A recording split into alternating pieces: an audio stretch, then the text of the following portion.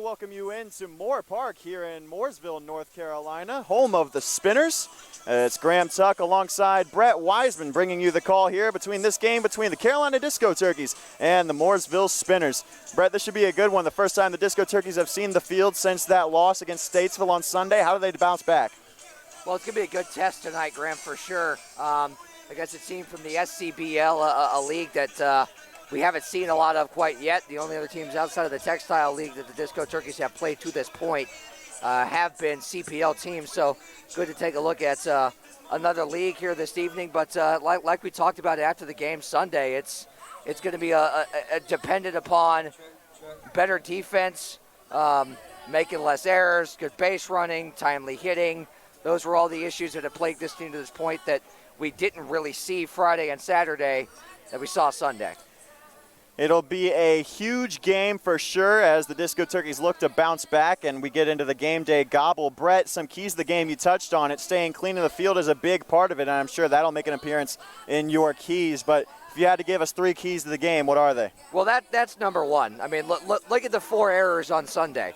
If those 4 errors didn't happen, which all resulted in run scoring for Statesville, if those 4 errors don't happen, it's a 7-6 win for Carolina. Exactly. So that's number one. Number 2, the problem that was Friday that also reared its head Sunday and Saturday night at the beginning of the game, throw strikes. Somebody's got to come out there right off the bat and pound the strike zone. It doesn't matter who it is. It doesn't matter who else comes in. There cannot be any more free bases given up because that's the one big problem from this ball club so far. Number 3, timely hitting. When you get runners in scoring position, you can't start pressing. You've got to go with the pitches. I know this is a small ballpark, but the mindset has to be to put the ball in play, not hit the power line. 365 to center field here in Mooresville, and power hitting is something that this lineup just got a whole lot more of. Some new faces up and down the roster are making their debut in Carolina Disco Turkeys colors today. Who's your player to watch? There's a lot to choose from here for Carolina. I'm looking at Austin St. Laurent, the shortstop from East Carolina, who eliminated from the NCAA tournament, unfortunately, even though they were able to host a regional this past weekend of the weekend. But he comes from a program that's had a lot of success, and he was a key cog in their relentless offensive attack down there in Greenville this year. He's a power hitter. He hits to all fields. That's the other good thing about him. He's not just a dead pull hitter. He hits to all fields. He can go the other way really well. He has a great approach at the plate. I'm looking for a good game from him in his debut here this evening.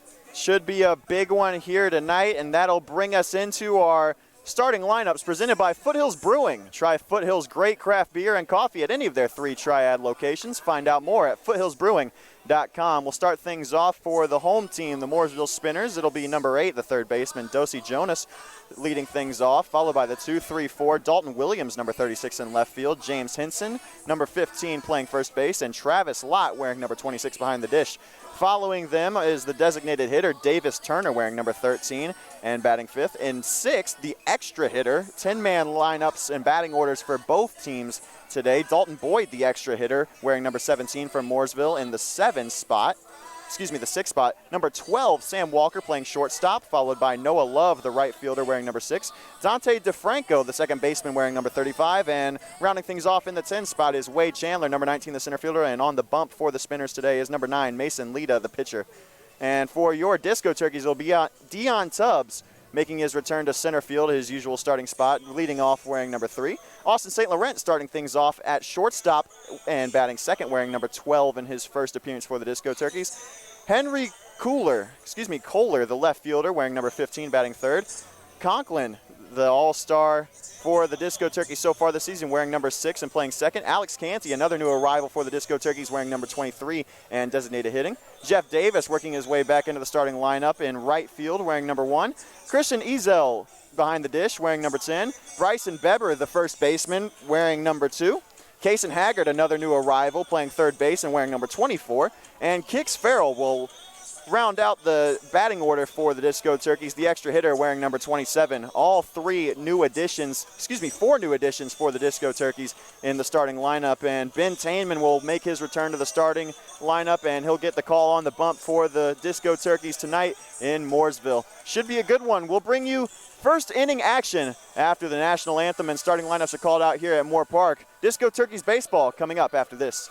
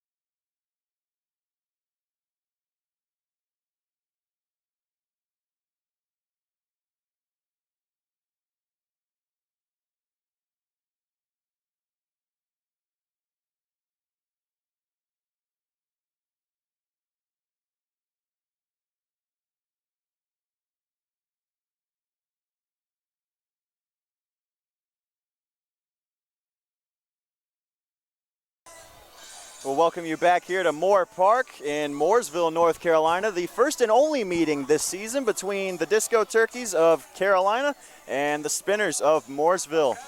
Later in the season, the feeder team for the Spinners will be making a trip to Winston-Salem to take on the Disco Turkeys, the Race City Bootleggers. But this will be the only meeting, as mentioned, between the powder blue and coral and the teal, gold, white, and black of the Spinners. Brett, a lot of new names in the lineup, as we mentioned in the Game Day Gobble pregame show. This should be an interesting sight for Disco Turkeys fans and a big sign of what's to come as the roster has finally begun to fully round itself out for the Disco Turkeys. Yeah, and hopefully with that we see some more consistent play defensively and a lot more timely hitting. I think that's just the one thing this club was missing, Graham, is not everybody was here. The roster wasn't filled out. Guys we expected to be in certain spots weren't there yet, so hopefully this kind of rounds this club out, and we and everybody else that's tuning in gets a full sense of just how good this team is and knows they can be. So it'll be really interesting to see exactly how this lineup carries from game to game as well, because all of the new names are in the lineup tonight. And we'll get to see one of them hitting right here in his first inning. So exactly, Austin St. Laurent batting second and playing shortstop, but you know, this will be a test game for all of them, all four of them, Alex Canty, Kaysen Haggard, Kix Farrell, and Austin St. Laurent, to see, you know, if they'll carry into the lineup for games following this one. They travel to Boone to take on the Bigfoots tomorrow night, and then on Saturday they'll make the trip to Thomasville to take on the High Toms. So a couple more, one SCBL game tonight and then a CPL game on Saturday. And mixed in between there is the really important one tomorrow night. Yeah, the Textile League game, that one will really matter. And Boone has come on strong lately. They started 0-2. They've won 4 of their last 5. They're 4-3 at the top of the West Division, and they're not a team to be trifled with. So. No, absolutely not. And you look at their roster, it's comparable, if not more talented so far, performed better so far than the Carolinas. So it'll be Dion Tubbs back in the starting lineup. The first pitch here from Mooresville, he shows bunt.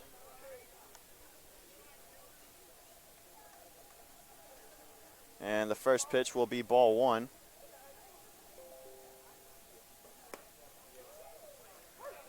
We're underway here in Mooresville. Dion Tubbs leading things off. The count is 1-1. Working quickly is Mason Lyda. Showing bunt again is Tubbs, having to pull back after a ball in the dirt. Not a terrible idea to start things off here. 2-1 count to the speedster leadoff man. A guy like that, you get on however you can, and we know the impact he can make when he gets on. Here's the 2-1, squaring to bunt again, and he'll put that one up very high into the net behind home plate, and it'll even the count at 2. Yeah, he was trying to drop that thing down the third baseline, which is a left-handed hitter is what you want to do if you're not going to drag it. And even with the third baseman knowing what's coming, Dion Tubbs has the speed. He can beat out that bunt for a base hit any day of the week. If he gets that down, it's going to be placed pretty well. But here's the 2-2. He fouls it into the dirt and off of his foot. We'll do it all over again. At this point, for sure, you would think not bunting with 2 strikes. Haven't seen the Disco Turkeys bunt a whole lot so far this season. Here's the 2-2. Lifts that one into shallow left field, but ranging over to make the play is the shortstop, Sam Walker, and it's out number 1 for the Spinners. Yeah, good piece of hitting right there, though, trying to go the other way with it, trying to flare it out there. Said get on any way you can, and came pretty darn close to it right there.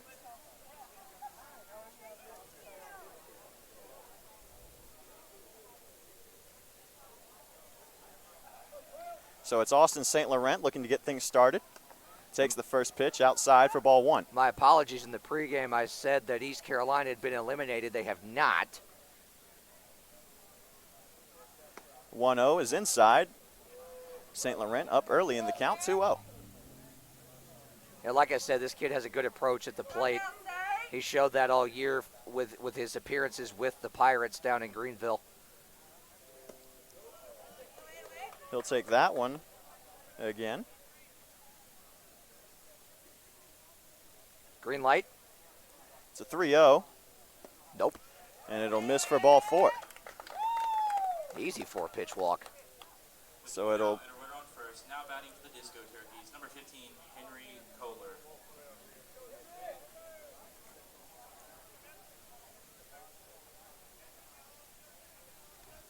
So it'll bring up Henry Kohler from Davidson.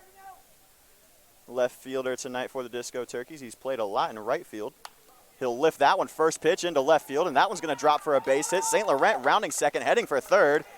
The throw is not going to be in time. He was getting waved around by Kurt Cabana, but instead it's going to be a double for Henry Kohler, and it'll move St. Laurent over to third. 2 runners in scoring position for the cleanup man, Logan Conklin.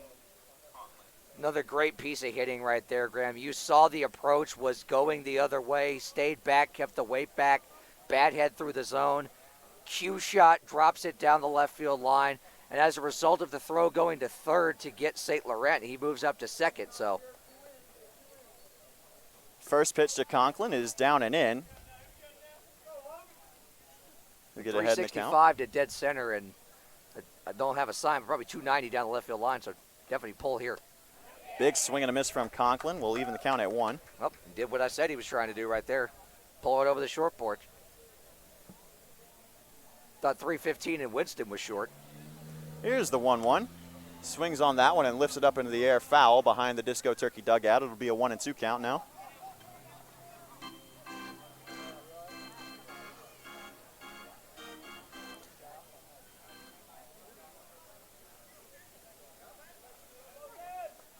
Conklin is behind here. 1-2. Here's the pitch. Swing and a miss on a ball in the dirt, and it'll be a strikeout for Conklin, and it'll be the second out of the inning for the Disco Turkeys. And with 2 runners on, it'll be Alex Canty's first appearance at the plate for the Disco Turkeys. That was a big-time breaking ball that time. Conklin tried to get around on it, but by the time he knew where it was already off the table. Canty, a grad student from Lindenwood University, also from Southeast Missouri State prior to that in Batavia, New York. Batted .248 in college with 61 hits, 47 RBIs, and 6 home runs, 60 starts, 87 games played. Pretty good batter. He's ahead 1-0. Holds off on that one, and he'll get ahead 2-0. The better at a good D2 program in Lindenwood. Jeff Davis, the right fielder, is on deck. Should he reach? It's a 2-0. A good breaking ball from Lyda. We'll get him back in the count. It's 2-1. Yeah, that's one thing I'm seeing right off the hop here. This kid's breaking ball has got some serious drop on it. Here's the 2-1. Canty will hold off after an appeal. And it's 3-1. Hitters count for the new guy, designated hitter. Here's the pitch. Swings on that one. It's a great shot, but it's foul over the spinner's bullpen, and it'll be a full count. A good approach right there, though. You got a short porch like that. Definitely try to pull, especially a ball that's middle in like that. He just turned around too quickly on it. Full count, 2 outs here in the top of the first. Runners on second and third. Here's the pitch, and it'll hit him. A hit by pitch in the first plate appearance of his Disco Turkeys career, and it'll put Alex Canty on and load the bases for Jeff Davis. On base percentage as a Disco Turkey, 1,000. Not a bad way to start things off. A hard 90 down to first, and it'll bring up Davis, who, as we said, had a pretty good game last time out against the Owls. And Friday night had that triple to lead off the inning. It really sparked the offense to get going in the comeback. Riding a 4-game hitting streak. We'll see if he can keep it alive right here. Ball outside, 1-0.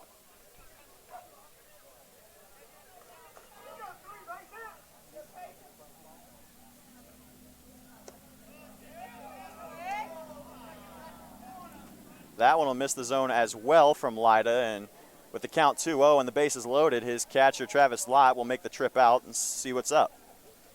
Yeah, good job here from the Disco Turkey offense to get that pitch count up up to 25 in just the first half inning. Already down to the 6th spot in the order, Jeff Davis. Got to come through right here. It's the situation I was talking about. Here's the 2-0. That one will find the zone, bottom outside corner. It's 2-1. Sorry, Graham, these are the kinds of situations you have to come through in that haven't been. Christian Ezel, the power hitter, on deck. Here's the 2-1. He'll ground it to the second baseman.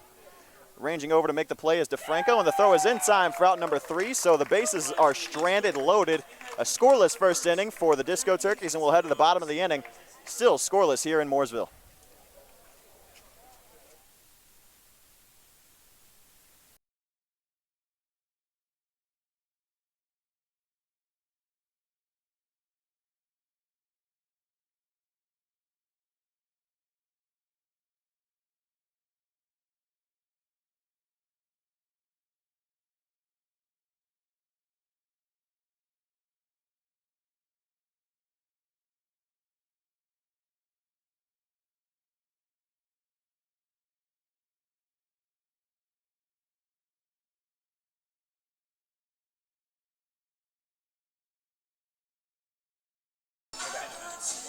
And we're back here in Mooresville, North Carolina, as the Disco Turkeys have taken the field for the first time. It's Ben Tainman making his return to the mound, and he's been pretty solid this season so far.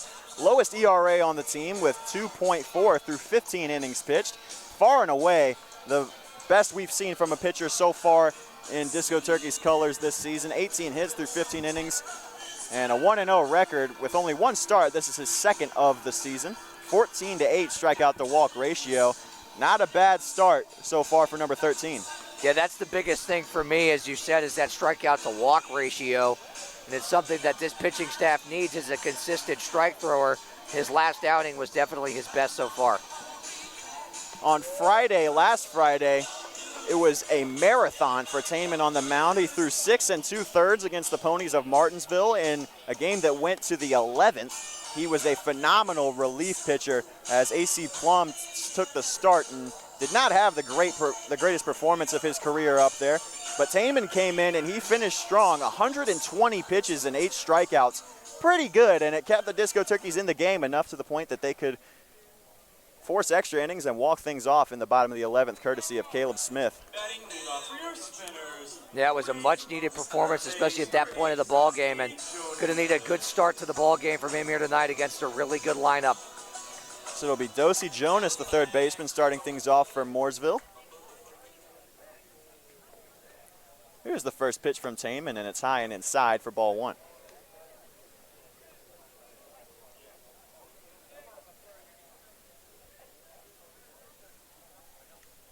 Here's the 1-0. Swung on and popped foul. First base side, it'll be out of play, despite Beber ranging over trying to get to it.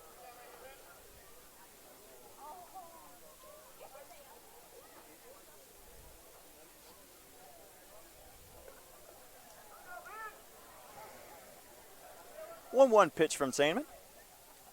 Swung on and fouled off to the first base side again, out into the street behind us, and it'll be a 1-2 count.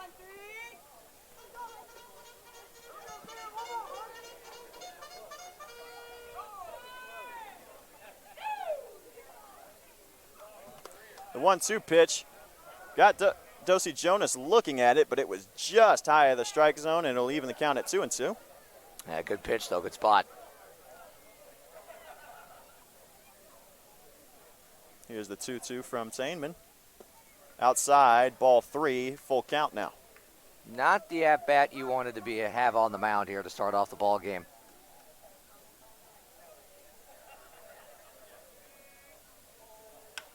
That one's grounded back up the middle. Tainman couldn't get to it. Ranging over is St. Laurent, and the throw is in time, and that's why they've got him here. Austin St. Laurent flashing the leather up the middle to get the first out of the inning for the Disco Turkeys. What I say in the pregame, that kid can play some shortstop. I'm telling you, right there, that's great range, as you said. Noted well in the terminology there, I might add. Up the middle like that, tough play, especially throwing sideways off your back foot like that against a speedy leadoff guy. That's why you go out and get a guy like that from a D1 program. Good stuff. It'll bring up Dalton Williams, the left fielder. Here's the first pitch to him, and it's right over the heart of the plate, called strike 1.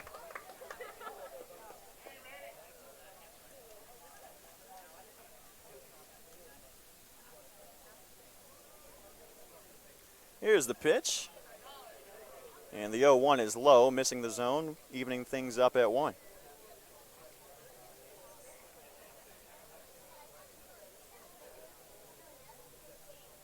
Here's the pitch. That one's low again, bounces its way to Ezel behind the plate, and it'll be a 2-1 count to the spinner's left fielder. Dalton Williams this year, he's a redshirt sophomore at Appalachian State. So watch that one for ball 3. 3-1 hitters count now. 2 hits and a home run in just a few games this season with the Mountaineers. Home run came against Wake Forest.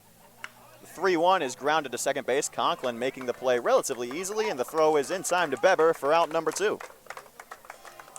Hard hit ground ball, but that's Tainman's game, right? We talked about it Friday night when he came in. He keeps the ball down. He gets ground balls like that. He's going to be in a good spot.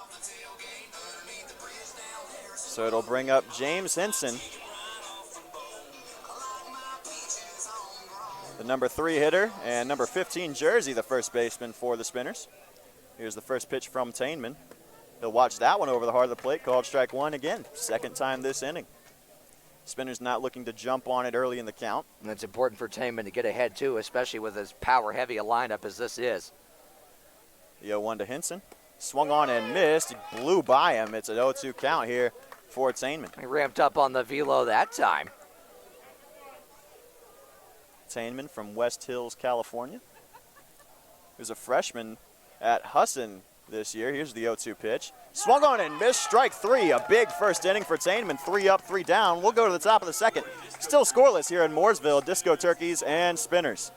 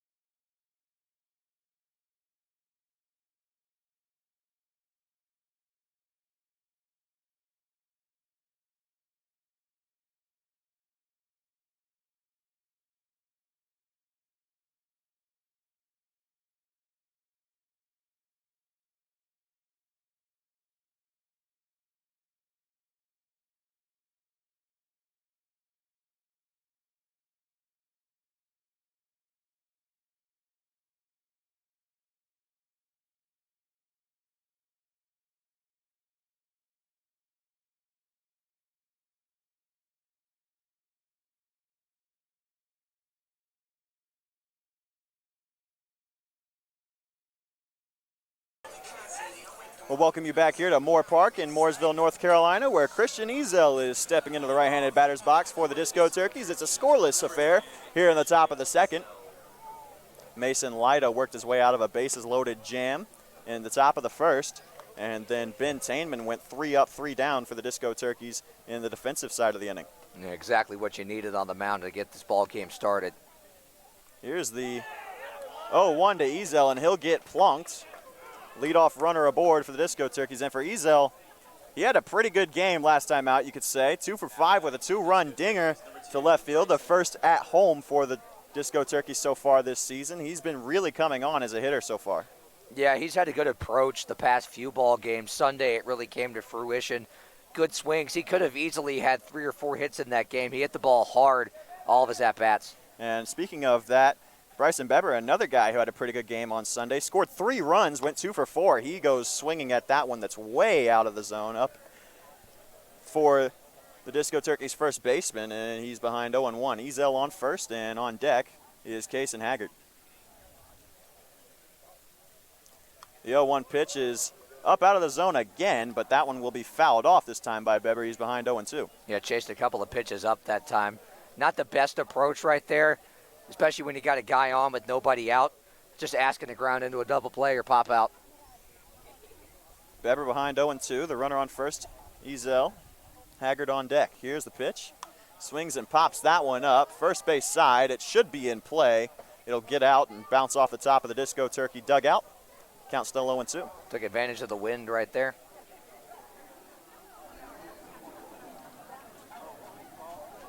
Beber staying alive in the count here. Already up to 32 pitches as Mason Lyda only threw 1 1/3. Excuse me, 1 plus. Yeah, hasn't recorded an out here in the second inning. Here's the 0-2. Swing and a miss on a ball in the dirt. Wait a minute. He's out, but advancing to second is Ezel, because since first base was occupied on a swing and a miss, strike 3 and a ball in the dirt, the batter is automatically out. Correct. But Ezel is allowed to advance, so it'll be a runner on second with one out here for the Disco Turkeys. Yeah, not the worst thing in the world. Get a guy in scoring position, but like I said, chase a couple of pitches up, and on the mound did a good job there changing the eye levels. Go inside, high and inside with the fastball, then go middle up, and then go down on the way with the breaking ball. If you're Travis Lott, you got to know that one's coming. It'll bring up Kason Haggard, the third baseman, making his first appearance for the Disco Turkeys. The first pitch is on the inside part of the plate, called strike one. Job to get ahead in the count that time. Haggard from West Texas A&M. Another new arrival. He swings on that one, lifts it high, and to the first base side, it's in foul territory. Making the catch in foul territory. No. They'll say he dropped it. Ezel was tagging from second one way or the other. He'll get sent back. The angle we're at, we can't really get you a good look at any ball that's down there in that right field corner, so. We can't see it one way or the other. It's blocked by the Disco Turkey dugout. Pretty good crowd here in Mooresville. Very good crowd, impressive crowd. For a Thursday night. Hey, it's Thirsty Thursday out here after all.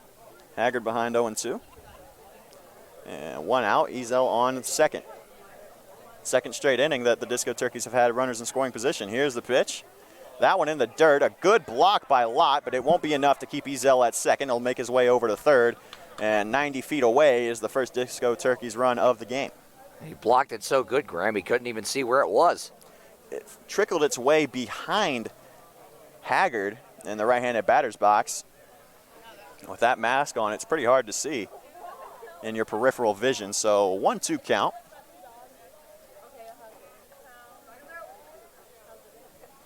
Here's the pitch. That one will just barely miss the zone. It's a 2-2 count now. Yeah, it didn't miss by much, but it was high. He tried to frame it back there. Home plate umpire was not having it. 2-2. That one's outside of the zone, 3-2. Good take right there. Same pitch he got the strikeout on last time. And we're right behind home plate, as you can see. So we've got a pretty good look at the strike zone, like what I'm seeing from the home plate umpire so far tonight. Absolutely. That one's fouled back.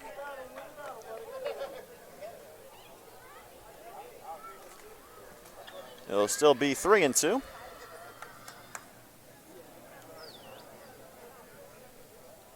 Got to come through right here. Kicks Farrell, the extra hitter and 10 spot in the Disco Turkey order, on deck. Here's the pitch. Swung on and fouled back yet again. Still 3-2, getting that pitch count up. A really good at bat. He's laid off some really good pitches. Fouled off a couple of really good pitches. He's going to get something in the zone right here for sure. 40th pitch of the day for Lyda. It'll be a ball in the dirt, and maybe not. Haggard will make his way to first. It'll bring up Kix Farrell, his first plate appearance as a Disco Turkey. Runners on the corners, still just one out here in the top of the second. Man, new guy's making a pretty good impact in the field and with the bat. 5 base runners so far for the Disco Turkeys, only 1 hit. That shows you just how well this team grinds at bats, but in the same vein, you've got to be able to come through right here. Let the bases loaded last inning. Can't afford to strand anybody else right now. And a big spot for Kix Farrell here. Top of the second inning. To watch that first one in the top part of the zone, 0-1. Yeah, that's a good take right there, first pitch after a walk. Especially fastball up and in like that. You're just asking to roll over on it. Here's the 0-1. That one's low, and Haggard will make his way to second on the pass ball. Very good base running. They're leaving the count at 1 for Farrell.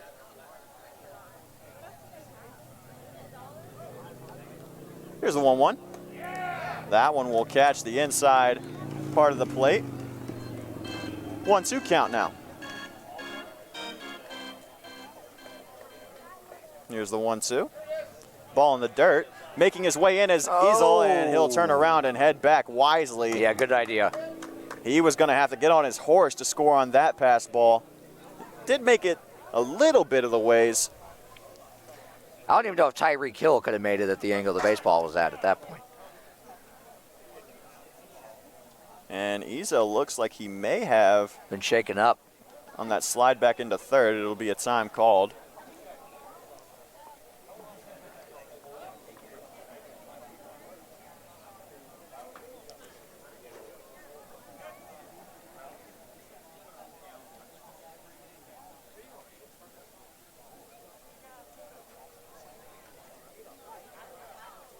Here's the 2-2. Swung on and driven into right field, but foul. Might be playable. And unable to make the catch is the right fielder, Noah Love. Count will stay 2-2.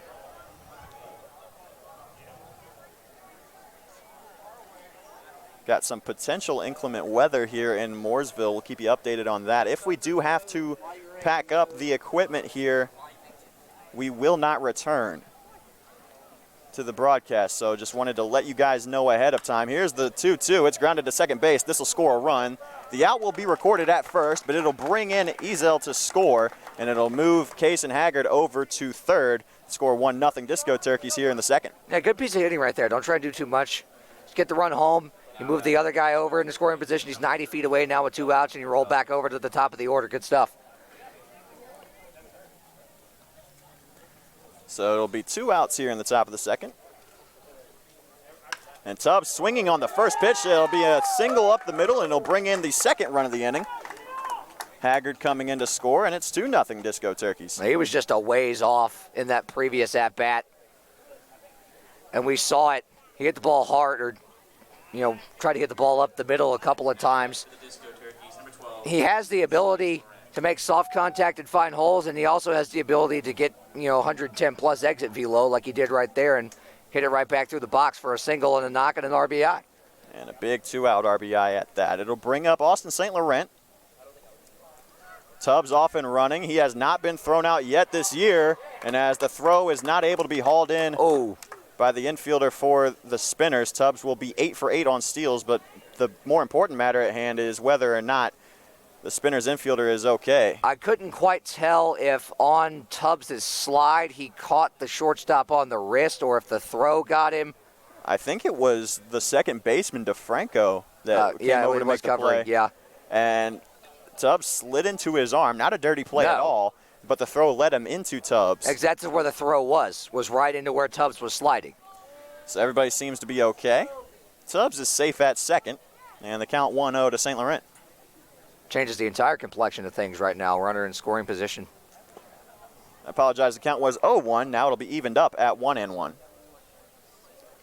St. Laurent got plunked, I believe. Yeah, they said it hit him. And he'll make his way to first. And had to have clipped him on the foot. It'll draw a mound visit from Mooresville. So a big 2-out rally for the Disco Turkeys has put 1 run on the board and put another 2 on base. 47 pitches through 1 2/3 for Mason Lyda if this is it for him. Don't think it will be. He'll return to the mound. But the meat of the order for the Disco Turkeys is coming up as the rain begins to sprinkle here in Mooresville. Henry Kohler, the number 3 man and left fielder, stepping into the box. Sunday was probably his best day yet. Kohler had a great day against the Owls. First 2-hit game. He'll check a swing on that one. It'll be in the zone anyway, 0-1. Yeah, good take, though. He's also riding a 4-game hitting streak. He's looking for something to drive middle in, that's for sure. Or like his last at-bat, drive the other way down the line. Here's the 0-1. It'll be outside, evening the count. Looking for something middle in or middle away or middle. If he's living on the corners, you're okay with that.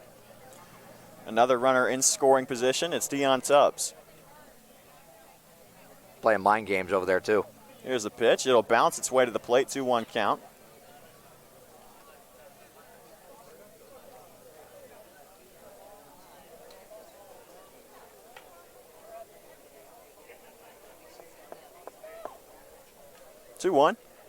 He'll hold off wisely, 3-1 count to Henry Kohler. Hitters count, like I said, you got to look for something to turn on or drive the other way. 3-1. He'll hold off on that one as well, and it'll be a base on balls for the Disco Turkeys left fielder, bringing up the cleanup man with bases loaded. No action in the Spinners bullpen yet. We'll let you know if that changes. And somebody's running down there. I can't quite get a number. Nope, not happening. So it'll bring up Logan Conklin, who has been the leader of the Disco Turkeys offense so far this season. I would expect soon we might see some action down that way if things continue like they are. That first pitch will miss the zone, 1-0. Now, that one didn't miss by a whole lot, but again, same situation as a couple of innings or last inning. Grounds that one to second base. This could be it. The flip over to short is in time for out number 3. But 2 runs up on the board for the Disco Turkeys in this half inning, and that'll be the score as we head to the bottom. It's 2-0 Carolina. We'll bring you back to Mooresville after this.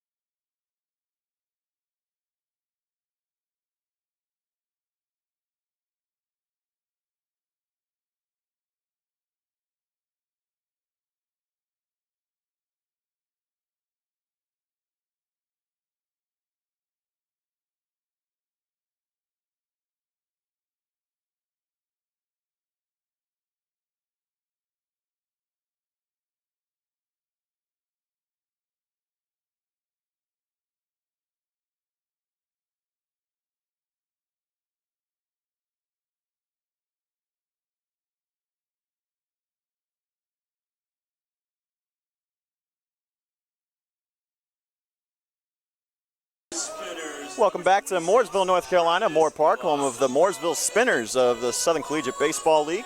Carolina Disco Turkeys' opponent for the night here on this Thursday. They hold a 2-0 lead over the Spinners. Here in the bottom of the second, it is Ben Tainman making his return to the mound after the first inning was 3 up, 3 down.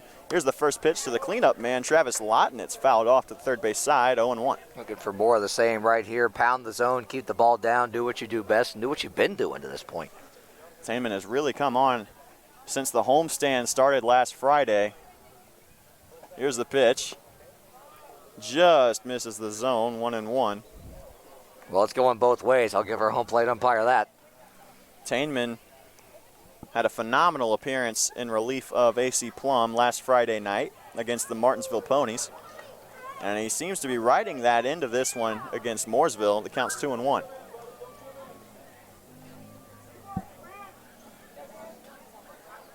Shakes off the call from Ezel. Here's the 2-1. Breaking ball is lifted into deep right center field. Ranging back is Davis, but calling him off his tubs, and the catch will be made for out number 1. Yeah, Tainman got away with one that time. It was a hanging breaking ball, but too big of an uppercut that time. He got under it a little bit, tried to launch it into oblivion, and as a result, didn't quite square it up and got too far under it. So it'll bring up the designated hitter, Davis Turner.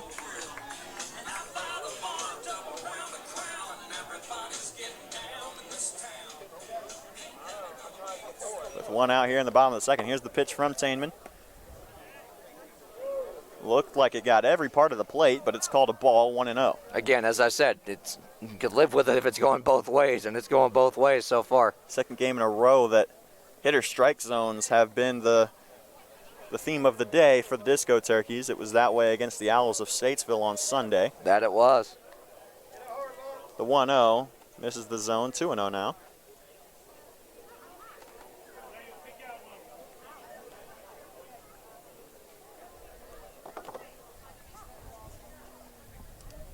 Here's the 2-0. Swung on and missed. Got him out of his shoes. 2-1. Yeah, good spot right there for the breaking ball, 2-0. You know 2-0 heading the count. You're sitting fastball all day, dead red. He pulled the string on him. The 2-1 is fouled off, and it'll even things back up. Ben Tainman getting his way back into the count.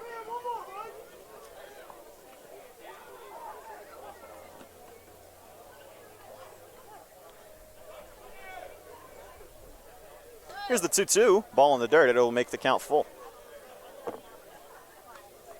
I tried to get him fishing on that one, and the fish ain't biting.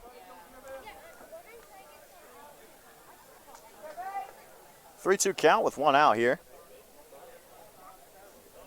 He'll swing on that one and lift it high and deep into right field. This one could be gone, and it's over the right field fence for a home run. And the Spinners are on the board, courtesy of Davis Turner.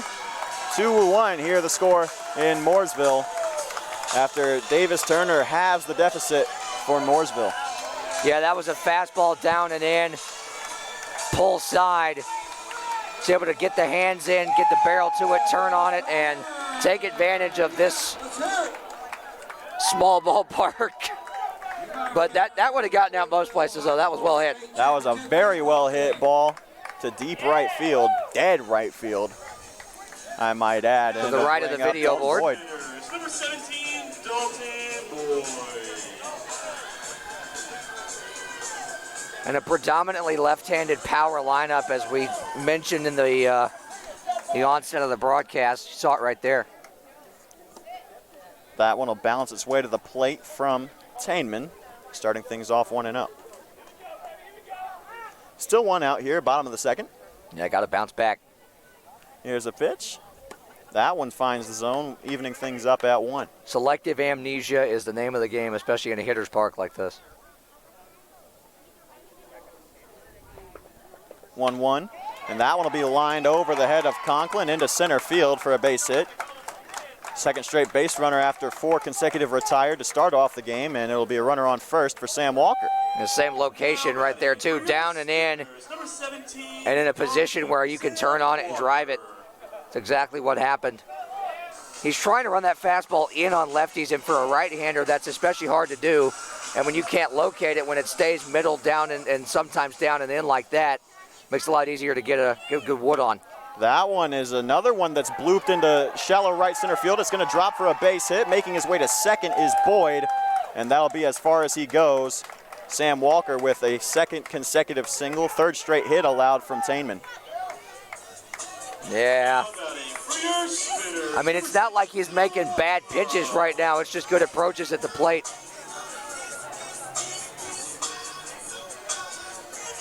So it'll be 2 on with 1 out. It'll bring up Noah Love, the right fielder for the Spinners. Here's the pitch. He'll put that one high and deep into right field. Might be playable. It's out of play, and nothing but a long strike for Tainman.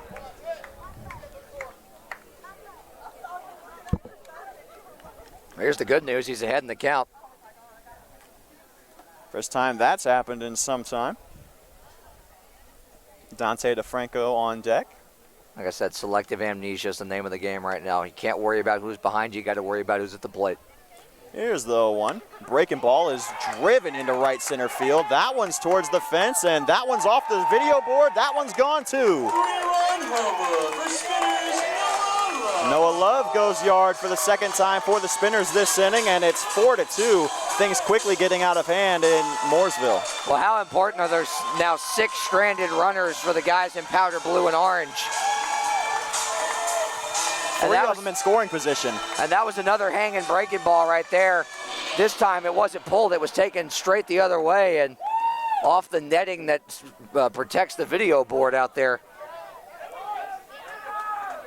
And so it'll draw out pitching coach AJ Lewis. Talk with Ben Tainman. Pitching depth is something that the Disco Turkeys have struggled with so far this season, and upon seeing that their offense has woken up, the Spinners bullpen has quieted down a little bit. Now batting for your Spinners, number 35, Dante DeFranco. 4 runs on 4 hits for Mooresville and 2 runs on 2 hits for the Disco Turkeys. Pretty clean baseball so far. Thank you. It'll bring up Dante DeFranco. The first pitch to him misses the zone, 1-0. Here's the 1-0. That is a breaking ball that will find its way back into the zone. 1-1 count now. That's the best he's located it in quite some time.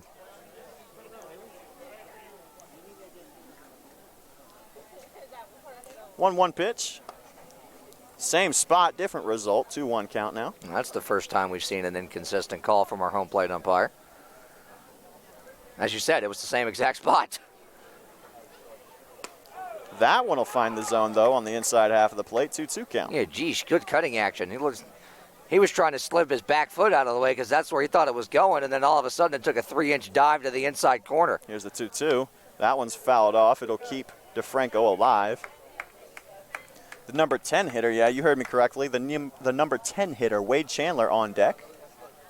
Both teams using an extra hitter, as this is an exhibition for the Spinners of the SCBL.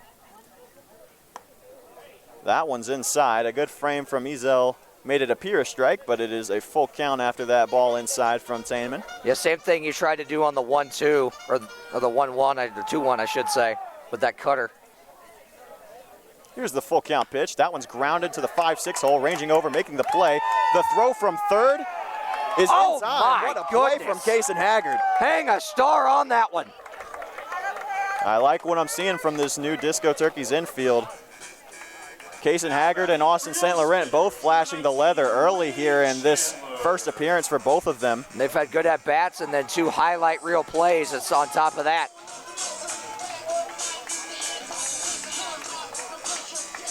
And so with 2 outs, it'll bring up Wade Chandler. Been watching too many Nolan Arenado highlights over there. Here's the pitch. That one's in the zone. Check the swing. Didn't matter. Called strike 1. Yeah, perfect location for that spot right on the outside corner. The pitch from Tainman swung on and missed. And he's ahead 0-2. 0-1, pulled the string on him. Time for the El Cameo.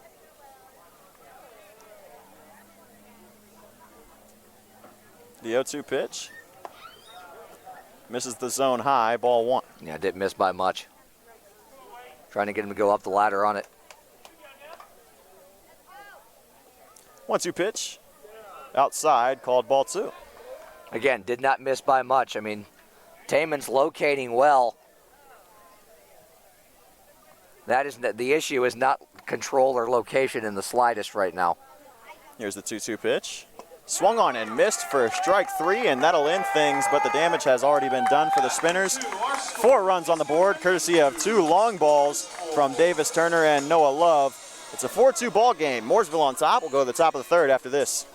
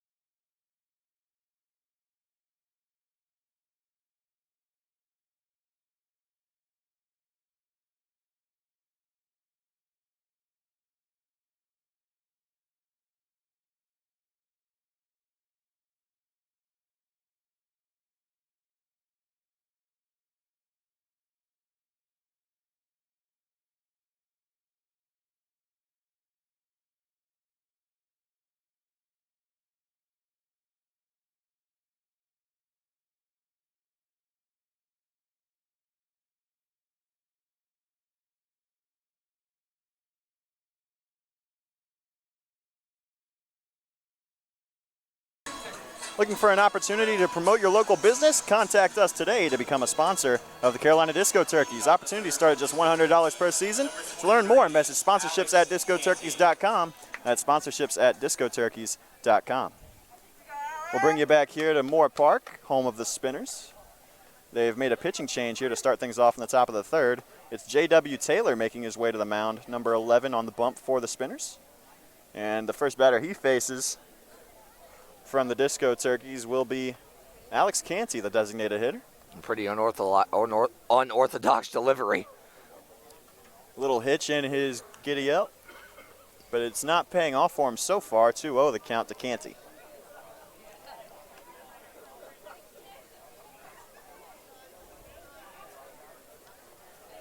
Here's the pitch.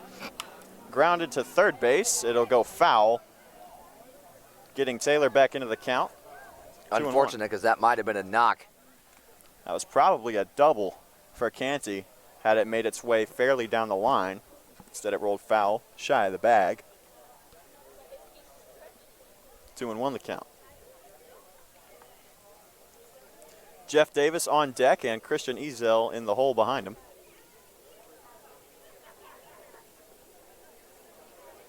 Canty, one of the new additions for the Disco Turkeys tonight.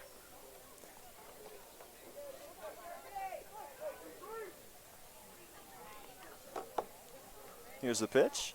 That one's lined back up the middle. A solid base hit for Canty to get things started in his Disco Turkey career. He makes a big turn from second. Looked like he might have wanted two if the outfield for Mooresville and Wade Chandler had been a little lackadaisical, but one way or the other, it's a leadoff single for Carolina. On-base percentage as a Disco Turkey still 1,000. Good piece of hitting right there, though, on that hanging breaking ball. One of a few plunked by the starter for Mooresville, Mason Lyda, and got pulled after 2 innings pitched.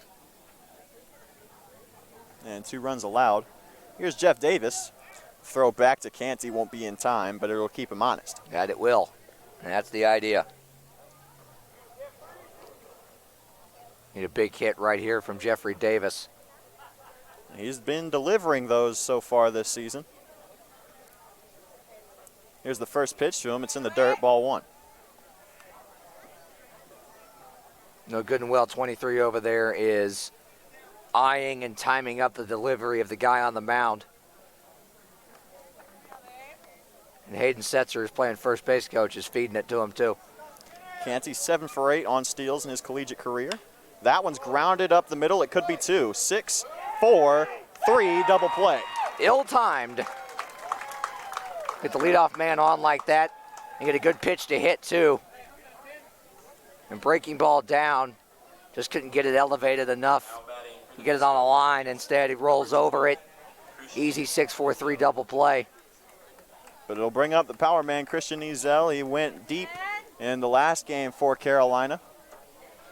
Yeah, Part of an offensive explosion against the Owls. It wasn't enough, though. 10-7 loss for Carolina. There's a guy that can roll into one right here. It's this guy. 2 outs, top third. Here's the pitch. High for ball 1 from J.W. Taylor.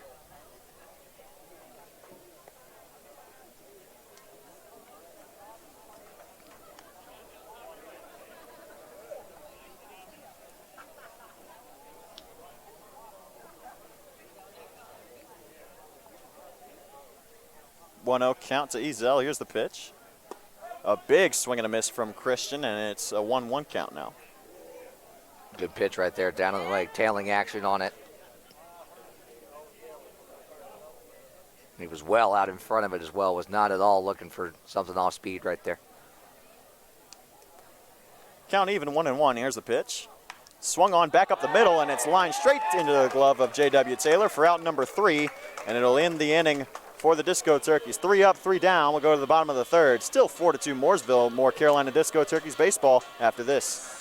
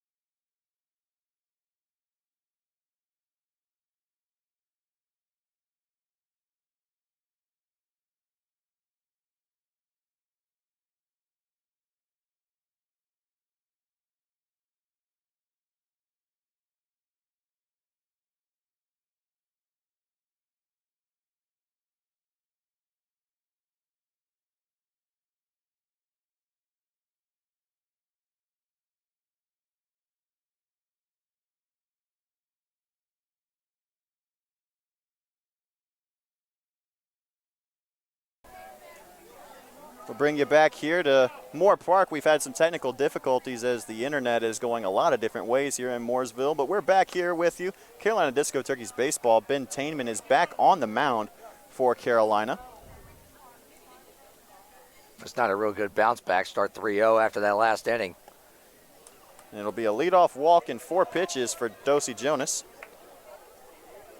That is not the way you wanted to start this inning. Batting for your spinners, number 36, Dalton Williams.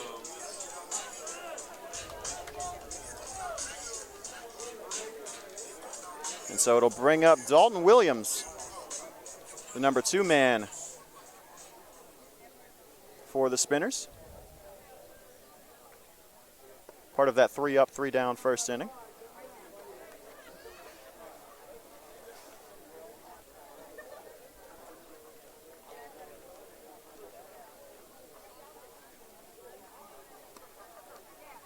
That one finds the zone from Tainman. It'll even things up at 1.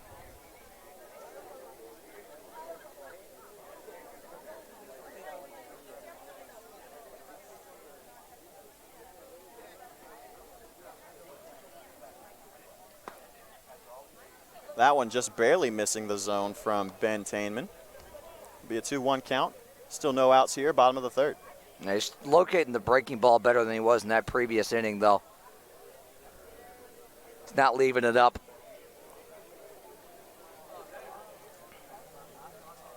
That one is fouled off. It'll get Tainman back to an even count, 2-2.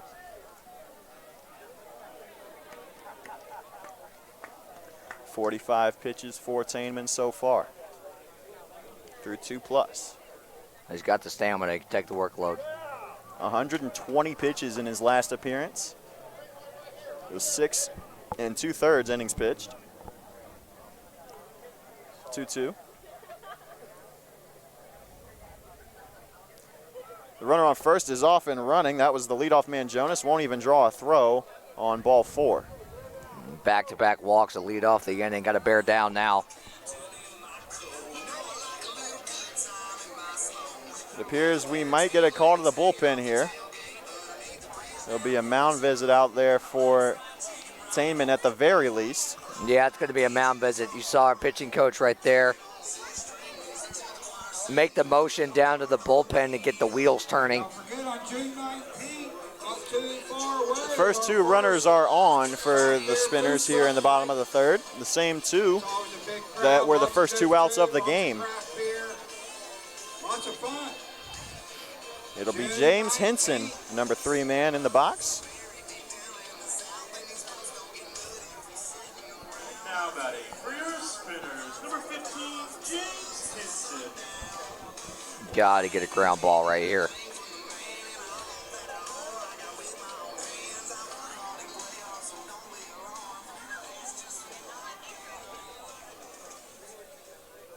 First pitch coming up. It's in the zone, called strike 1. Got to settle down and bear down.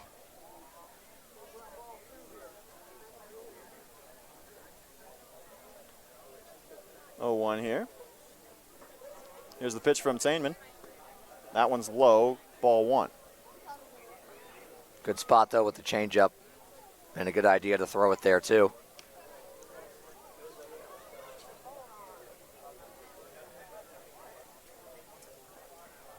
One pitch, here we go.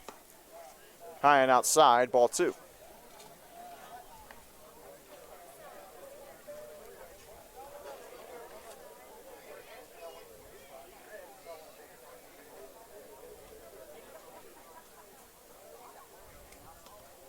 That one's in there, called strike 2. Good Tainman pitch. working quickly here.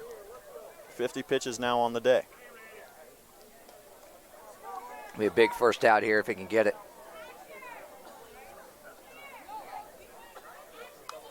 That one's fouled off. Count will stay 2-2.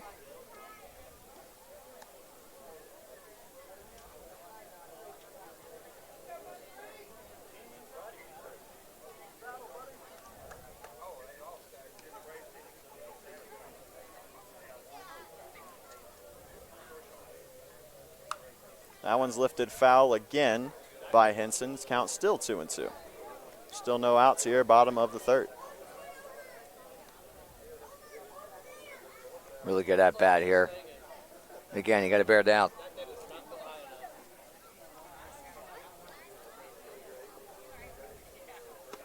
Swing and a miss, strike 3. A Good. big first out of the third for Ben Tainman and the Disco Turkeys. That's a big-time pitch and a big-time strikeout. Change up, down and away. Looks like a fastball when it leaves his hand. Think you can shoot it the other way through that 5-6 hole right there as a lefty, but as soon as it falls off the table, you're falling with it.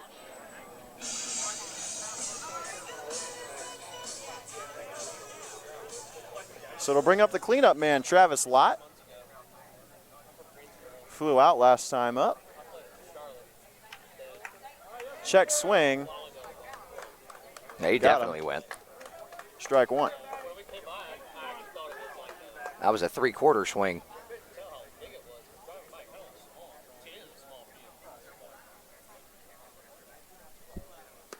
Here's the 0-1 pitch. It's a called strike 2.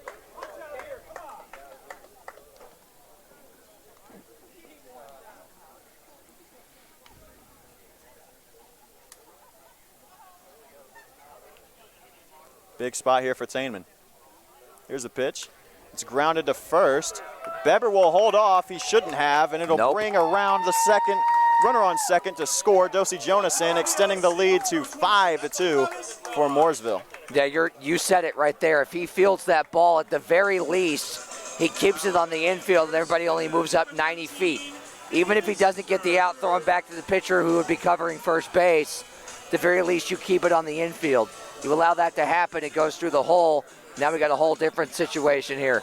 Still 1 out. Runners still on first and second. He got the ground ball.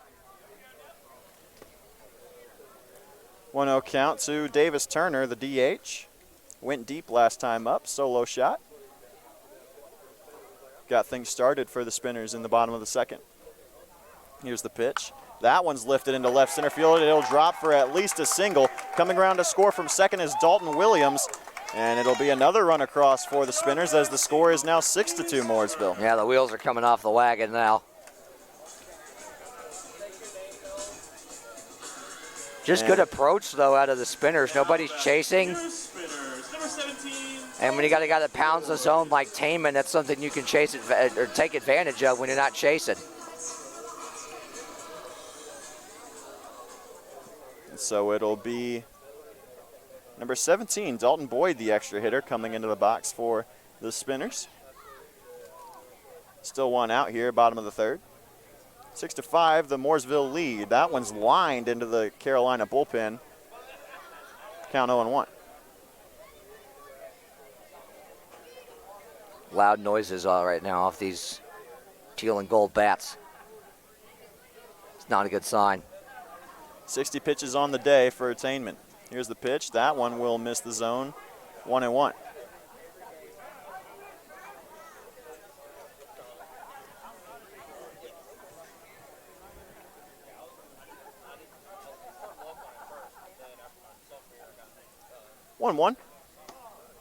That one's low, ball 2.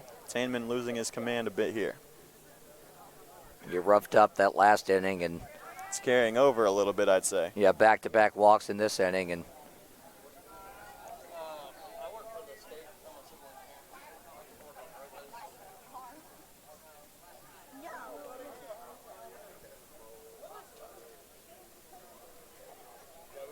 here's the pitch, 2-1.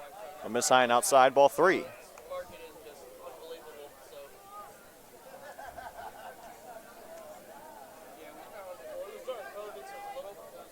Three-one count now.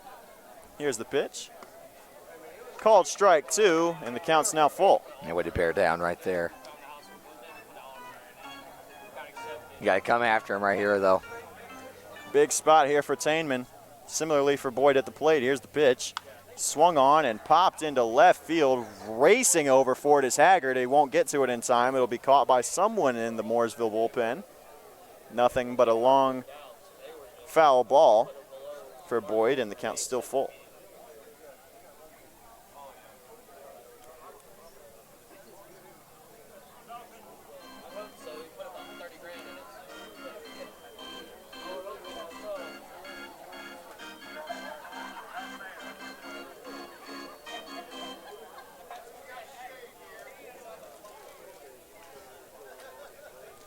3-2 again.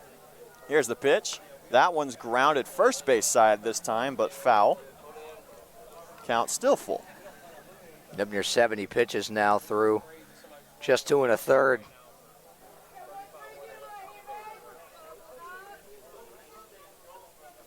Here's the pitch. That one will bounce its way to the plate, ball 4. And it'll load the bases again for the Spinners. Good news, you got to force at any base. Bad news, there's more people on base. And that'll do it for Ben Tainman as making his way out from the dugout. There's the signal. A.J. Lewis. We'll see who he's bringing in. But that'll do it on the day for Tainman. 6 runs on 5 hits.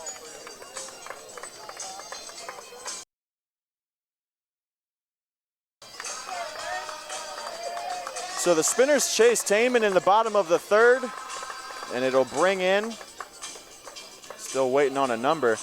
Looks like somebody we haven't seen yet, not a familiar face. Still waiting on a number from this angle.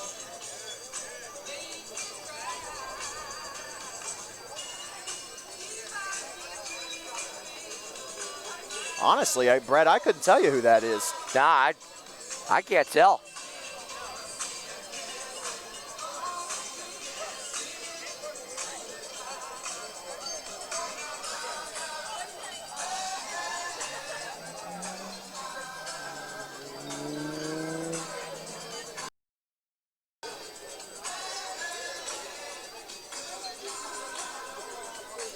It'll be Nick McAdon making his way to the mound.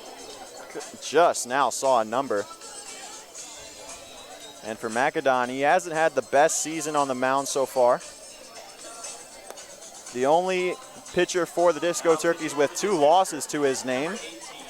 He's got a 9-even ERA, 8 innings pitched, 11 hits allowed, 8 earned runs, and a 6-10 strikeout to walk ratio.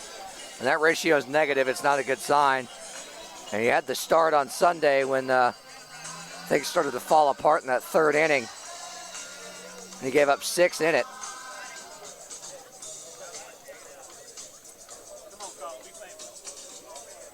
And he comes in with the bases loaded and 1 out here in the bottom of the 3rd. Carolina is riding a 2-game losing streak. They have lost 5 of their last 6. And the 1 win that they had came in extras, in the 11th to be exact. Our next home game is, that's right, tomorrow. Tomorrow, Friday. And regardless of the outcome of this one, the Disco Turkeys will be back at it tomorrow night in Boone against the Bigfoots. First time those 2 franchises meet. It'll bring up Sam Walker, the shortstop for the Disco Turkeys. Excuse me, for the Spinners. For the Disco Turkeys, it's McAdon on the mound. Bases loaded for Walker. Here's the first pitch from McAdon. It's in the zone, called strike 1. Had a way to start it off right there.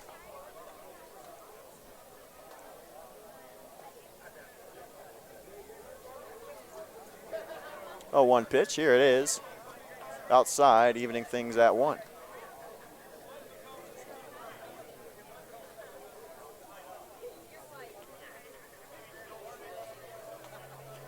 One.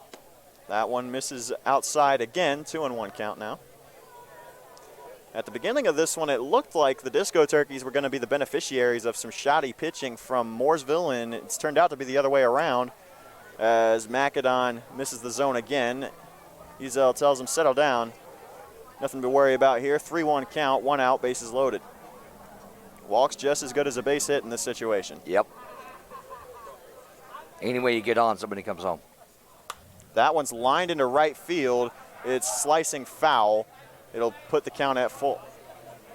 Fortunate right there. It didn't miss the line by much.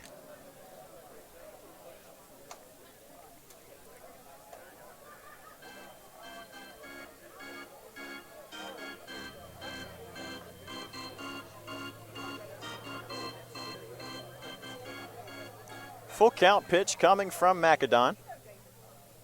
There it is, and it's fouled into the street behind us. Count still full. Base is still loaded, still 1 out in the inning. Luckily for anyone that drives past us, it is stuck in the railroad tracks.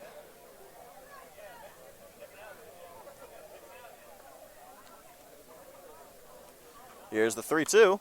It'll be fouled back again, this time directly behind home plate. Count still full. Graham, you one of those people when you step behind home plate, do you flinch? Yeah, it depends. Depends on how hard the ball is hit and how directly at me it's hit. Most of the time I know there's a net in front of me. Here's the full count pitch. That one will miss high. It'll walk in a run. 7-2 Mooresville. Base is still loaded. Bases loaded, which means another spinner's run.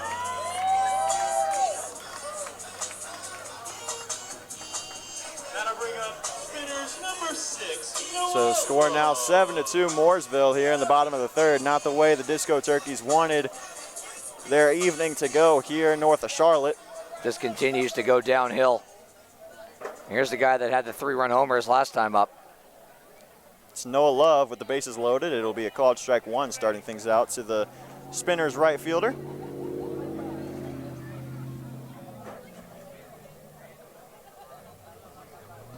Oh, 1 pitch. A breaking ball that buckled the knees of Love in the zone, called strike 2. Big time bender.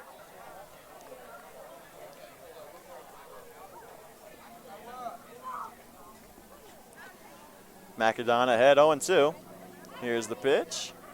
That one's definitely inside this time. And it's 1-2 now. High heat coming at Noah Love. I mean, yeah, good location, so to speak. I mean, a little farther in, I think you want it, but you get the idea. That one's outside, ball 2, count even. That breaking ball is a little too good right there. All right, now counts even. You can't afford a nibble.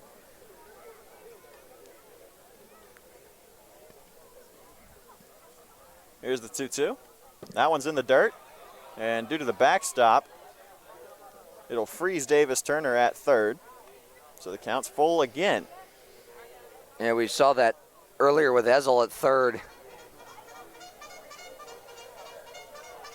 Narrow as this backstop is, it's fortunate for the defense in that case.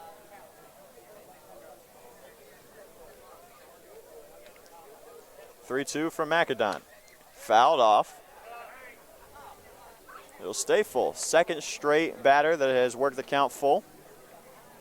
14 pitches to 2 plate appearances for Macadon so far. And he's having to earn it up there on the mound. That he is. And give credit where credit's due to this Mooresville lineup for making everybody that stepped up, both guys step out their work. Here's the 3-2. Outside, ball 4, and it'll walk in another one, 8-2 Mooresville. Which means another spinner's run. Now batting for your spinners, number 35, Dante DeFranco. So 4 runs, 2 innings in a row for Mooresville. And just 5 hits. Again, we talked about it in the open. Free bases, exactly. This time it's not errors, it's walks. Yeah, it feels like at this point, if it's not one thing, it's another. And honestly, the defense behind Taman and Macadon has really played well. If you want to put it in terms, it's positive plays made above expected, if you think of it that way. Right. A couple of infield base hits that would have been scored have been taken off the board due to some leather flashing from the third baseman Haggard and St. Laurent at shortstop. The 1-0 is lined into right field but foul by Dante DeFranco. And it'll even the count at 1 for Macadon.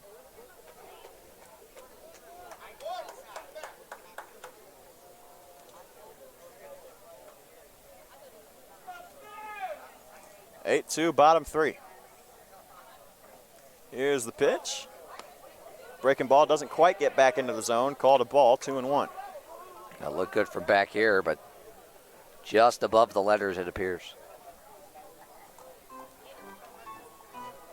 Good spot, well executed breaking ball, though, that's for sure. Here's the 2-1 from Macadon. It'll bounce its way to the plate. And coming in from third and getting tagged out at the plate is the big man Dalton Boyd, the extra hitter. So he hesitated about halfway to home. that's what did him in. I think he was gone one way or the other as Ezel was able to get to that one rather quickly. The count 3-1, 2 outs now, bottom of the third. Very rarely do you see a catcher not have to toss back to the pitcher, but that's how narrow the backstop is here. he had time to get back and dive in and tag him. Well, not even dive, more just a lean at that point. Hitters count 3-1. Here's the pitch. Grounded back to Macadon. He'll make his way, make the flip to Beber for out number 3.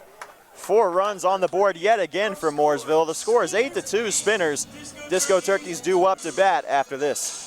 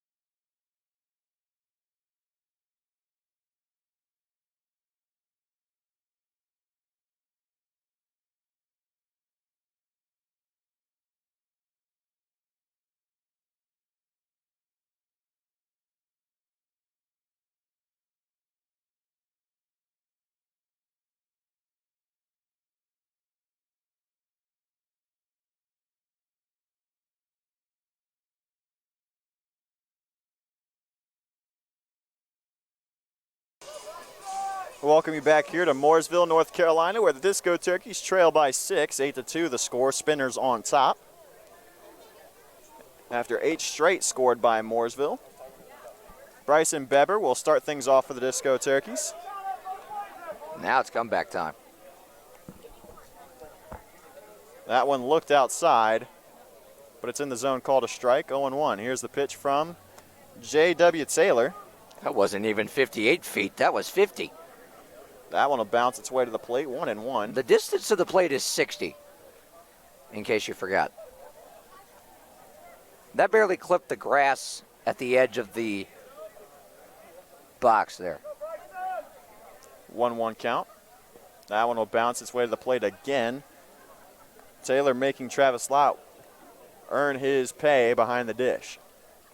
And with a delivery like that, you got to be ready for it. 2-1 count. Here's the pitch to Beber. Swung on, driven into left field. And that one will drop for a base hit, so a leadoff single for the first baseman, Bryson Beber. He's been swinging the bat well lately. Had a way to get it started. Had that bit of a lapse in the field that last inning. Way to make up for it right there. Get on and try and get the line moving here. Here's the difference so far in the game. The Spinners have only out-hit the Disco Turkeys by 1, given they've gone yard twice. However, the score is 8-2. Based off of the walks surrendered by Tainman. The walks and the home runs. Macadon. Yeah, the home runs definitely hurt as well. Here's the first pitch to Cason Haggard, the new arrival. We've already seen him do some great things in the field in only 3 innings of play. Yeah, see how that first pitch, 1-0. See all that dirt all over his right leg? That's from the web gym. Beber on first. Kicks Farrell on deck. Another newbie. Here's the pitch. That one's in the dirt as well. Beber reads it, and he's off and running. The throw is not going to be in time as it bounces its way wide of second base one way or the other. And so a runner in scoring position for Cason Haggard. A really good start to the inning right here, and good takes as well. It'll be a 2-0 count.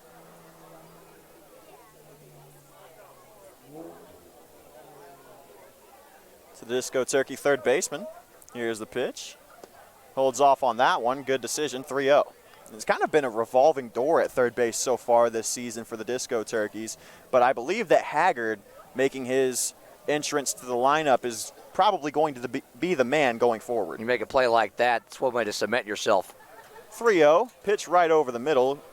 No green light. He'll take it. Hitter's count now, 3-1. We've seen Logan Conklin, of all people, over there. I mean, as you said, yeah, it's been a revolving door. Dino Tharp, Nick Macadon, Conklin, and now Haggard over there on the hot corner. I mean, you got your guy right here. I think it's safe to say.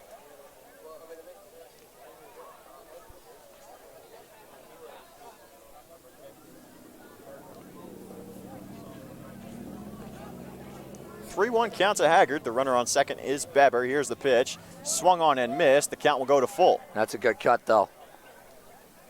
3-1 count, that's the kind of daddy hack you need to take at that point. I mean, you're swinging for the down 3-1, especially like we talked about with that short porch out there.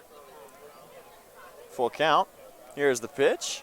Swung on, driven down the third base line, but it's foul. And another really good cut right there. Would have been an RBI double had it stayed fair. Instead, the count will stay full. A second time in 2 at-bats, he's got a little bit too far out in front of one. And we saw Haggard move on the base paths earlier. He's got some speed. Sneaky fast for a third baseman. Yeah, right. Out of West Texas A&M. Another very good D2 program. Here's the full count pitch. It'll bounce its way to the plate, and he'll walk Haggard. He'll shred his way down to first, and it'll bring up kicks Farrell. He's an extra hitter tonight. Farrell, also from West Texas A&M. Formerly of Memphis, not Tennessee, Memphis, Texas. Went to Memphis High School. 5'10", 150, the redshirt junior. Batted .250 in college so far. Has not struck out in his college career. There's your tidbit. 0-1 count now against the Disco Turkeys extra hitter. And Graham Tuck's fun fact of the night. Oh, I'll have more, don't worry. Runners on first and second with a 1-0 count, 0-1 count. Here's the pitch. That one is popped up into the netting, and it'll be 0-2 now to Farrell. My dumb self thought it went over top of us.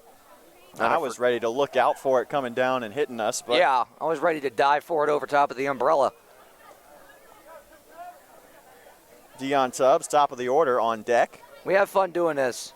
And at the point we're at right now, if I don't get a foul ball by the end of the night, I'll be surprised. Here's the 0-2.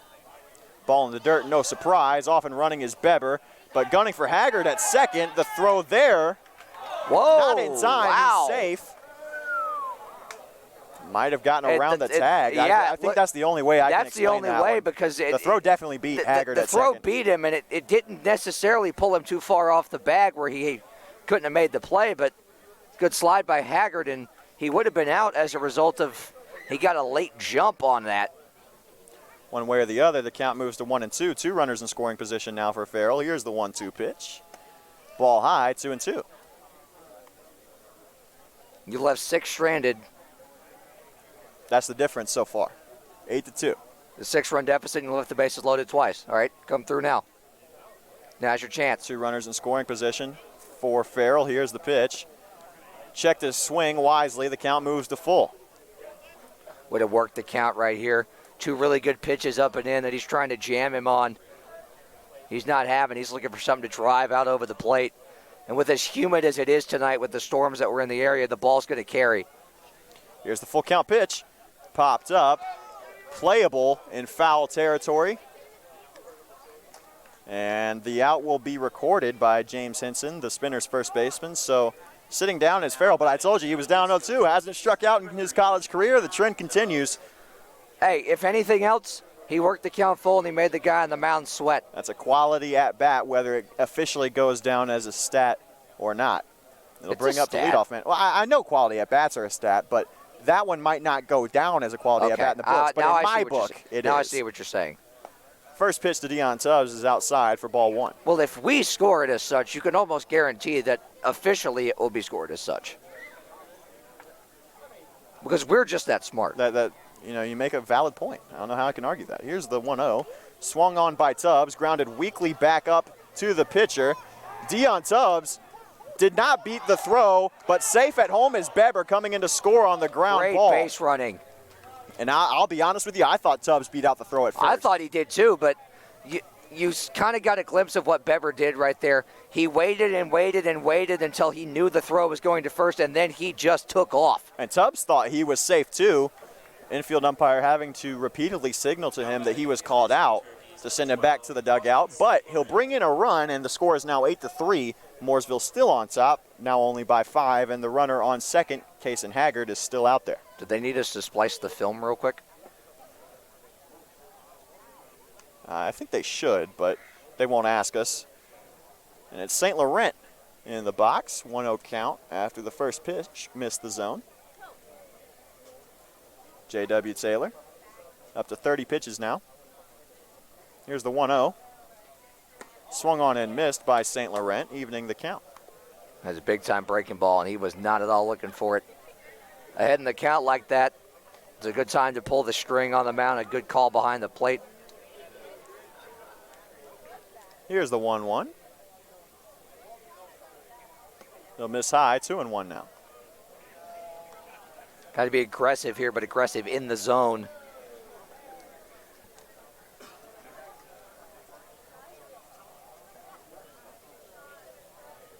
There's a reason this kid's hitting second in the lineup. 2-1 count to St. Laurent with 2 outs and a runner on second in the top of the fourth. Misses the zone, 3-1 now. Another good take right there.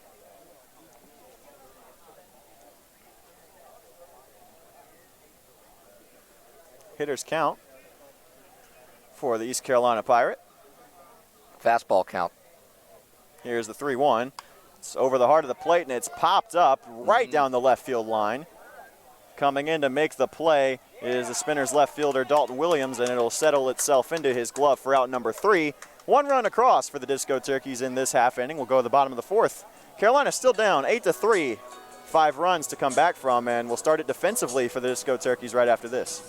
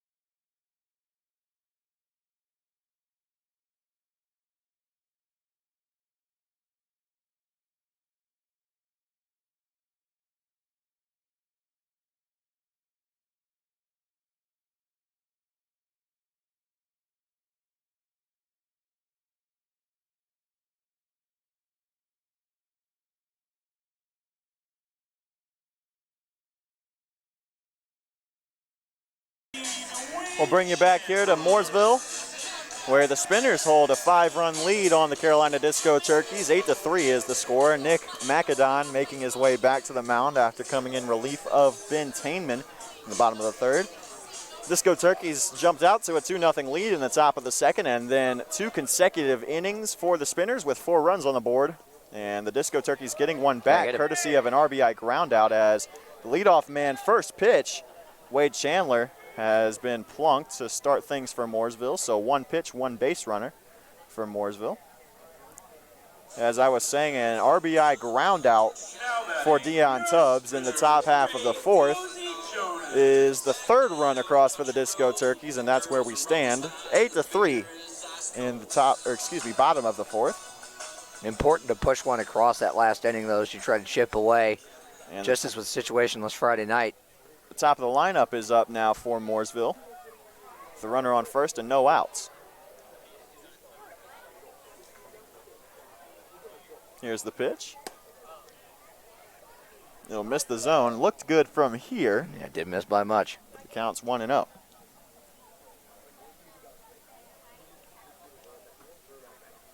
Macadon steps off.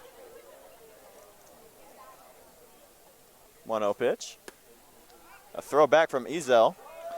Nearly got away from Beber at It was first. better play by Beber to snag that out of midair, because that was going down the right field line, which we've seen a Surely few times was. when Ezel will back pick. 2-0 from Macadon. That one directly over the plate, called a ball though, 3-0. So much for the consistency. Counts 2-1. Thought it was 3-0. The video board here in Mooresville has it wrong. Home plate umpire just signaled 2-1. Won't matter though. 6-3 double play, and the bases will clear. 2 outs now in the inning. Austin St. Laurent is looking like one heck of a shortstop so far tonight. And he went D1 for a reason. You're seeing why. Now batting for your spinners. And that play doesn't look that difficult, but let me tell you why it was. That's not stung on the ground right at him. He's got to A, charge it, B, step on the bag, C, make a strong throw to first. That's a lot of athletic ability to have in a matter of seconds. Great spot from Macadon. It'll miss the zone though. Dalton Williams ahead in the count, 1-0.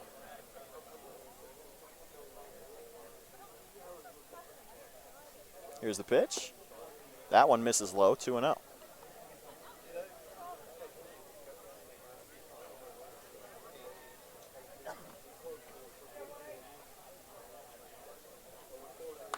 Swung on, grounded to the first base side, but foul, 2-1 count now. And you see why Dalton Williams is a D1 guy, too. With a swing like that, anything close, he'll turn on. That's why he can't miss over the heart of the plate, or even on the inner half. Away, away, away.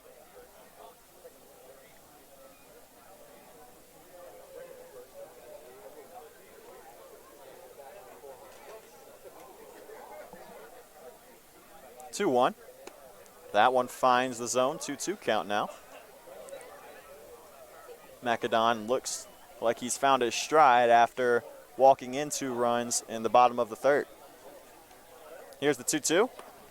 Called strike 3, a big pitch from Macadon. 3 up, 3 down for the Disco Turkeys. That's how you start a rally, as the meat of the order for the Disco Turkeys is due up in the top of the 5th. That's where we'll head. Still a 5-run deficit for Carolina, 8-3 Mooresville. Back with more Disco Turkeys baseball after this.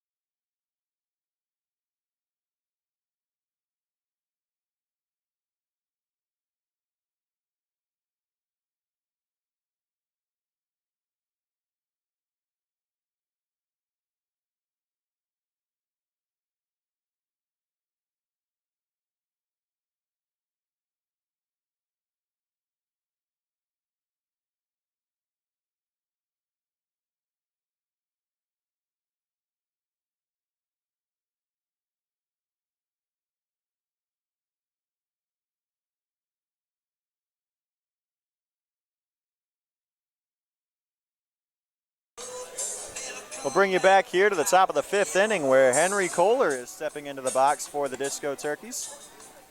He'll start things off here against the Mooresville Spinners where it's an 8-3 score. Spinners on top. The first pitch to Kohler will miss the zone high for ball 1. A new pitcher for the Spinners. It's Robert Black, number 7 on the mound for Mooresville. 1-0 pitch. Here it is. Kohler holds off. Probably shouldn't have. It was a good pitch over the heart of the plate. A little bit down in the zone. Still found it, though. 1-1 count. Yeah, he's just trying to calibrate what this guy's got, especially in a lefty-lefty matchup. Pitch from Black. Lined into left center field, but the left fielder was shading towards center. Dalton Williams will make the catch for out number 1. Yeah, a bit of a de facto shift right there in the outfield. Good approach by Kohler to try and go the other way and shoot one in the gap right there. He's had that approach all night trying to go the other way, and it's worked up until this point. Just couldn't get it where it's not right there. We'll bring up the cleanup man, Logan Conklin. Alex Canty is on deck with Jeff Davis behind him. Here's the first pitch to Conklin. Inside, ball 1.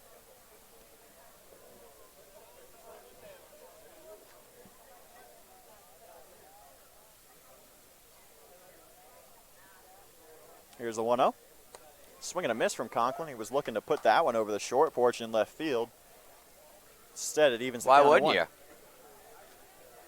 You need Like a spark here. If you thought 315 and Winston was short. Holds off on that one. Good decision, 2-1.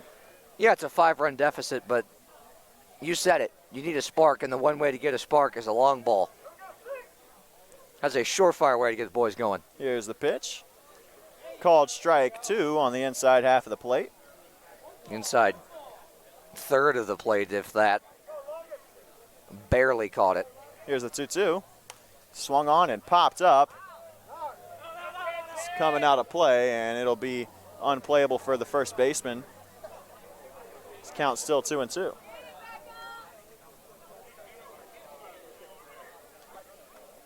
Big spot here for Conklin. He's got to get something started here for the Disco Turkeys in the top of the 5th. He's got the advantage against the lefty. Here's the 2-2. Breaking ball, swung on, grounded to third. The play to be made by Jonas. Throw is in time for out number 2. Nothing wrong with that swing, though. Just rolled over that off-speed pitch to the pull side, and easy play by the Spinners' third baseman. It'll bring up Alex Canty, the designated hitter. Got plunked his last time up. Another new guy. Should be seeing a lot more of him as the season progresses. The first pitch to him is outside the zone, 1-0. I've liked what I've seen so far. Got plunked and then had that base hit his last time up. Solid contact, too, so on base twice. 1-0 is driven into center field. Still going back, but it'll be caught by Wade Chandler, and that'll end the inning for the Disco Turkeys. I jinxed it. Heading to the bottom of the 5th, still a 5-run deficit, 8-3. More baseball on the Disco Turkeys YouTube channel after this.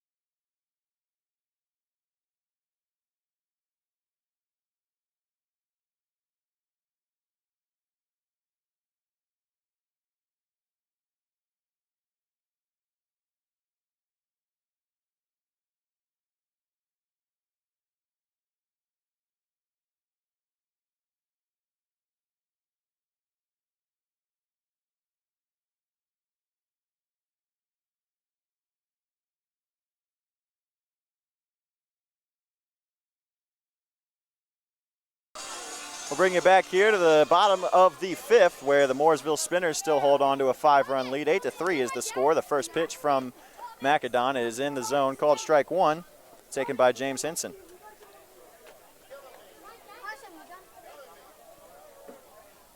Henson will call time, and Macedon will have to reset on the mound.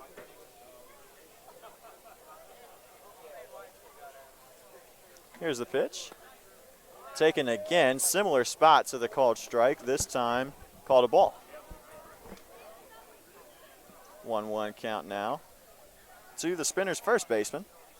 Here's the pitch. Low for ball 2.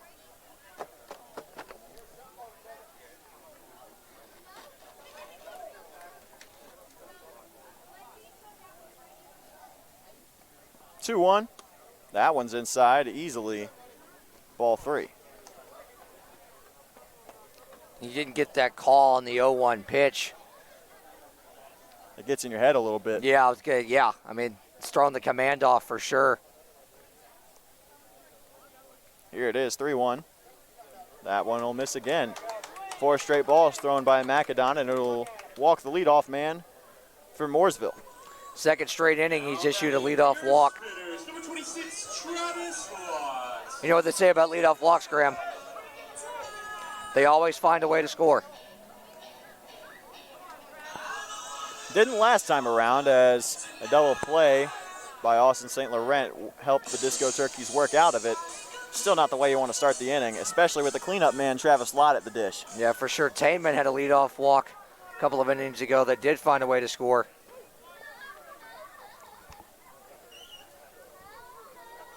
He'll take the first pitch for a called strike 1. 0-1 pitch. Misses high, ball 1. A good spot, though. Nothing to complain about right there. This umpire's got a teeny tiny strike zone. Nothing to be mad about, but it's frustrating. Pitcher, it is frustrating. It's frustrating on the mound, that's for sure. That one definitely a ball, 2-1. And if you're Macedon, you just got to work around it at that point. There's nothing that you can do to change it. You just got to put the ball over the plate. You can't enter the umpire's head and change where the strike zone is. That one is a big swing and a miss, strike 2. You have to throw pitches like that right there.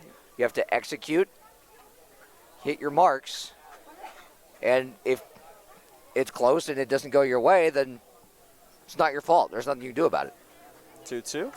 Here's the pitch from Macedon. Couldn't get full control over the breaking ball. It'll miss, 3-2 now. It sounds like, or looked like he needs some of the Garrett Cole sticky stuff concoction.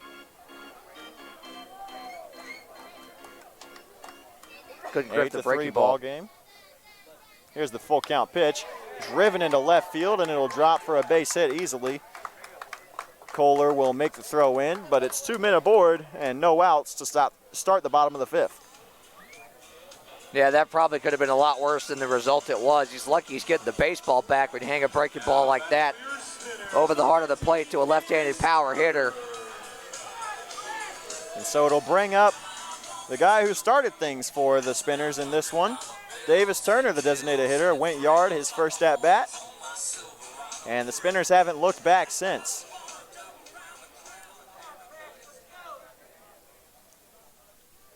First pitch is in there, called strike 1. That's a good pitch to get ahead right there. And if you're Macedon, that's exactly where you've got to memorize as the top of the strike zone. You've got to live right there. You cannot throw it any higher than that and expect it to be a strike. 0-1 pitch swung on and missed. Quickly, Turner behind, 0-2. Good arm action right there on that.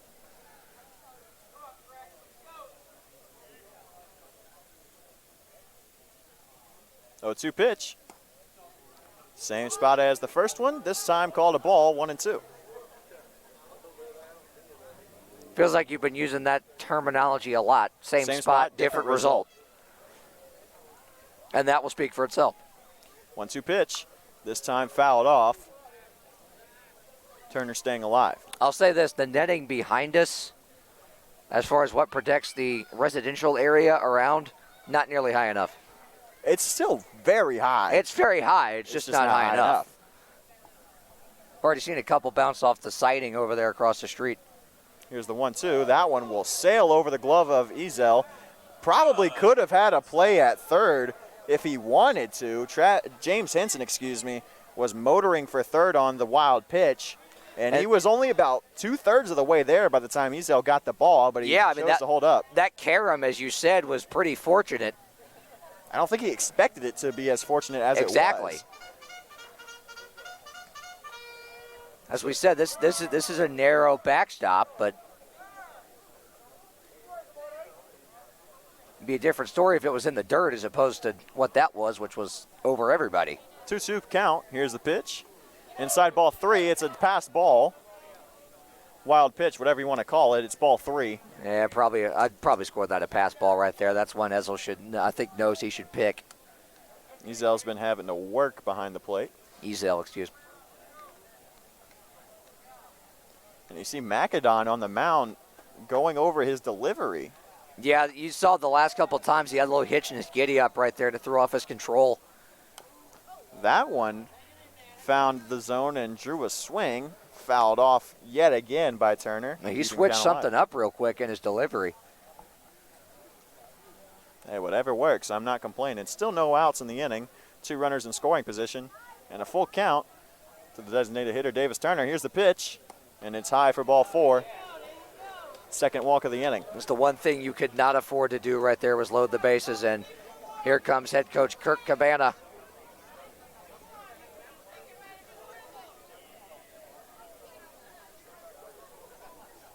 Bases are loaded for Dalton Boyd. Okay, hey, we got a special night tomorrow night, Friday night at the game. It's sponsored by And that'll do it for Macadon on the mound. He's making up a special jersey. And it'll bring in, it looks like, another new kid on the block. I believe that's Cameron Keem. Get a closer look in just a second, I think. The auction will take place immediately following the game, and it'll be similar to our military veterans auction. It goes really fast. And Macadon leaves the game with the bases loaded in the bottom of the 5th. So that's tomorrow night, Friday. No earned runs yet. The players will wear a special uniform. I haven't seen them, but knowing Maddie, they're going to be really nice. So that's for the Levine Children's Hospital. But the 3 runners on base belong to Macadon. All proceeds will go to them.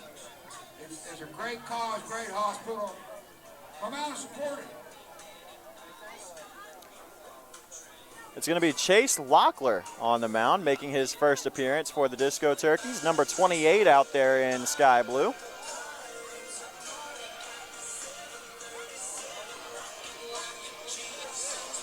And for your first time, it's a pretty big spot.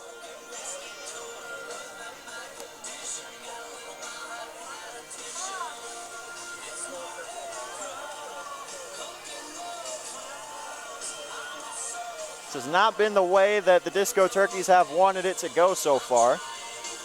They're behind by 5, only halfway into this one, and no end in sight from the offensive onslaught of the Spinners.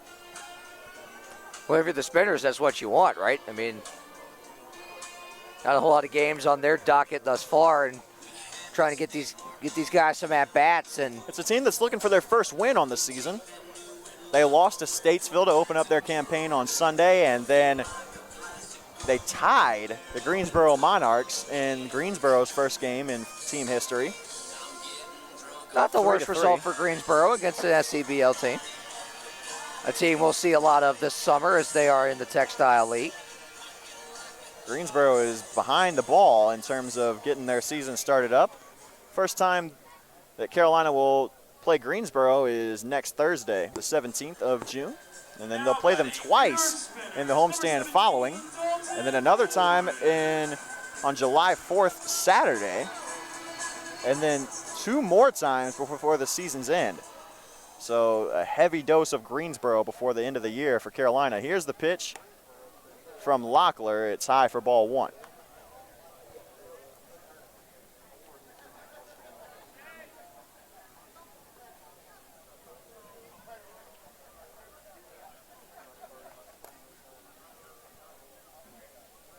That one will miss, similar spot to 0 count.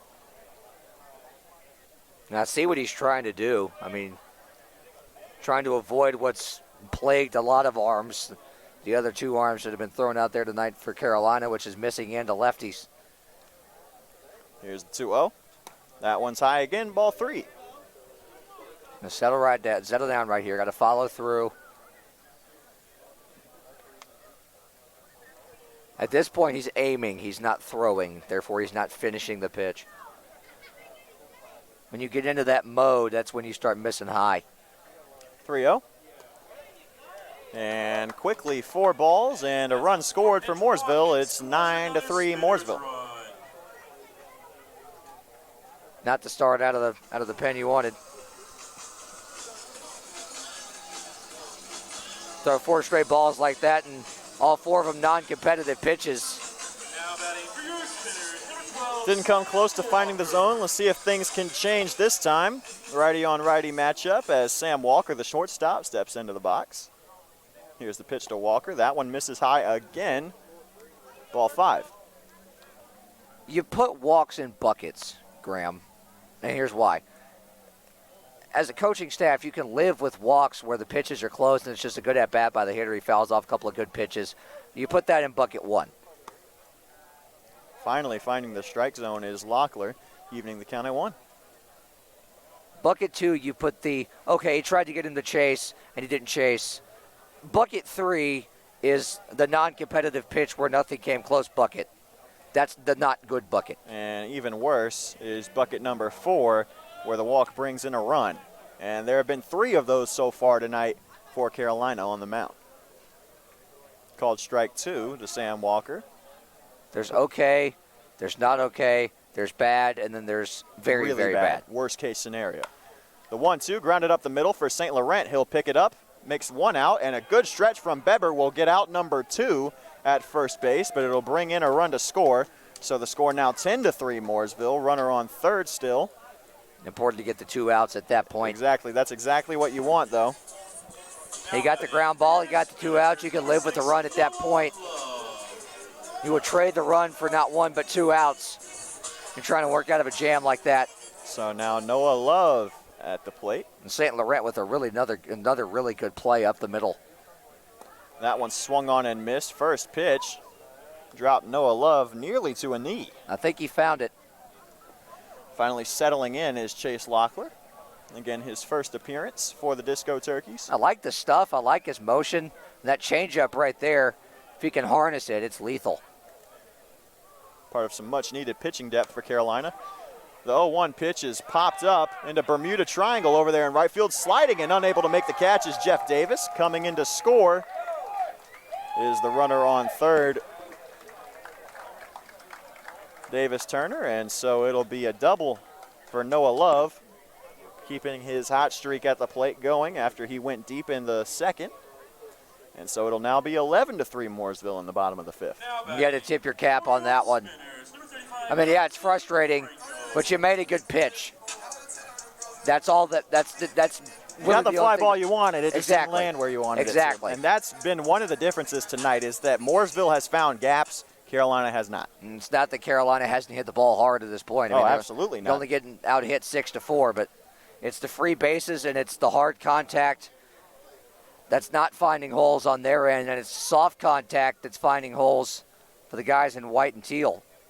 Well, you can say that, but then at the same time, they've had the 2 hardest hit balls of the night, 2 home runs. Correct. Both in the bottom of the second. It'll bring up Dante DeFranco. He fouled off the first pitch, so the count is 0-1. How do the guys in front of the 3-run homer reach base? And you saw something that you don't see very often. Noah Love timed up Locklear's delivery on the first pitch that he saw on the base paths. Gave a little wave to Locklear over there on second. Yep. It's a called strike 2, though, and quickly behind is DeFranco. And those are the little intricacies, especially as a base runner, that from your batter. I loved messing with the pitches when I was on the base paths. If you can't tell with that, your batter can. That is a huge advantage.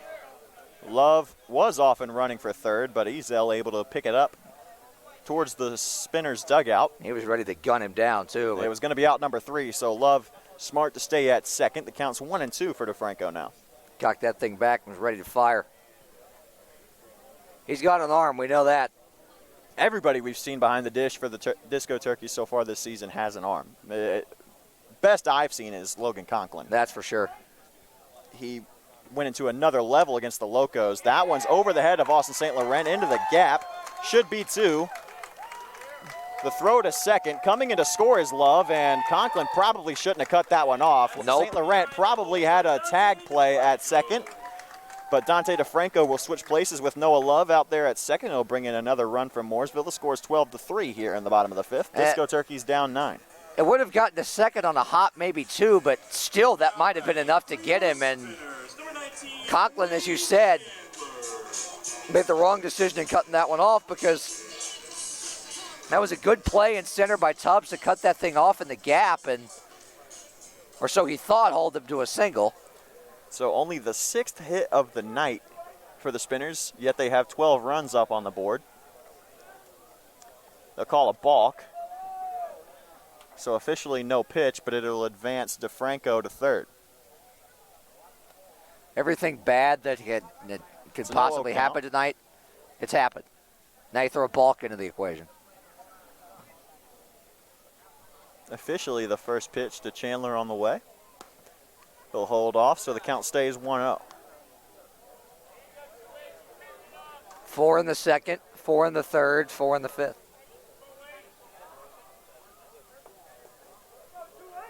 Dino Tharp-esque pattern. Every time Dino's gotten a hit in a game, it's been 2. That one was nearly a great diving play at third by Kaysen Haggard. Instead, it nicks off his glove, goes into the bullpen of Mooresville. If you ask me, that should have been interference. Yeah. As it got or just an up. automatic double. One way or the other, it'll bring in another run for Mooresville. Scores 13-3 here in the bottom of the 5th, north of Charlotte, North Carolina. The Spinners are up big. That sounded like a broken bat, too. It was another one of those soft contact, just found a hole kind of things right there. They've updated the hit counter here on the scoreboard in Mooresville. It's 9-4 in favor of the Spinners. That sounds about right. Has not been a phenomenal night on the mound for anybody in Powder Blue.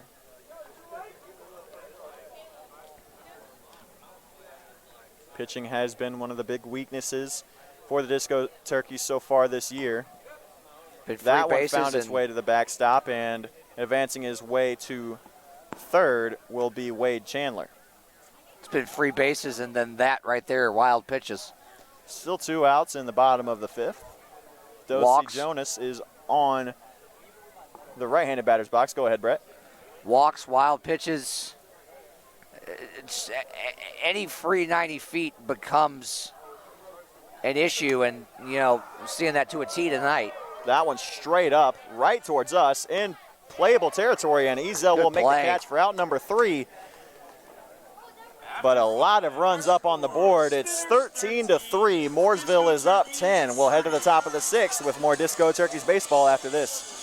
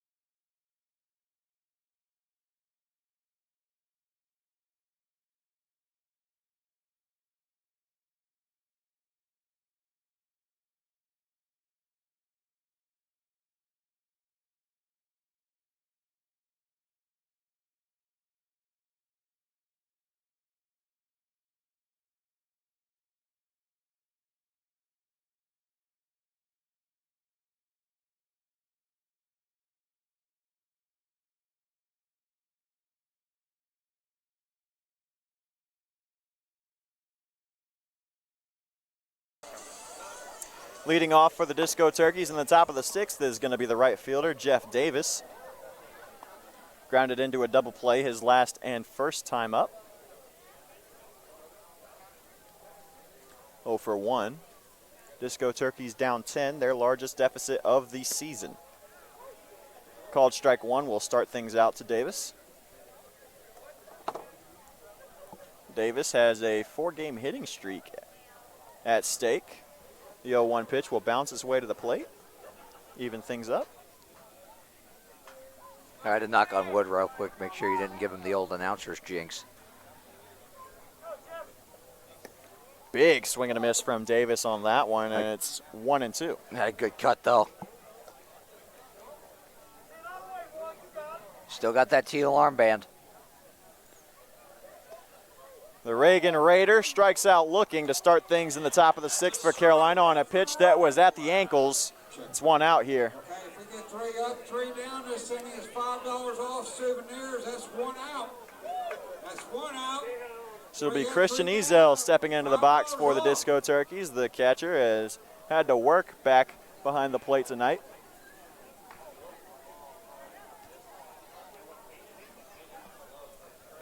Homered in the last game against Statesville. Here's the first pitch to him.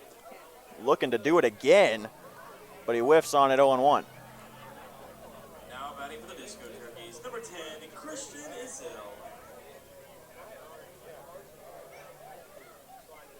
Working quick is Robert Black on the mound. Ezel will pop that one back into the netting behind him, quickly down 0-2. Hey, don't forget to check the 50-50. A couple spinner players walking around, get your 50-50 ticket. 0-2 to Ezel. Here it is. Swung on it, popped it into shallow left field. Much deeper than off the bat than I originally thought, but it'll be caught in dead left field by Dalton Williams for out number 2. Yeah, he 9-ironed it. I mean, It sounded like it was going to be straight up between the shortstop and the pitcher. Instead, it carries all the way out to where Williams was standing and left. well, as humid as it is tonight, as I said, you know, with the storms that were looming, the ball will carry even if it's not hit hard. I mean, it'll still carry to a point that it doesn't look like it'll go 2 off the bat. 13-3, 2 outs. Here's Bryson Beber. He's been swinging the bat well lately. He'll pop that one up foul. Far out of play for strike 1.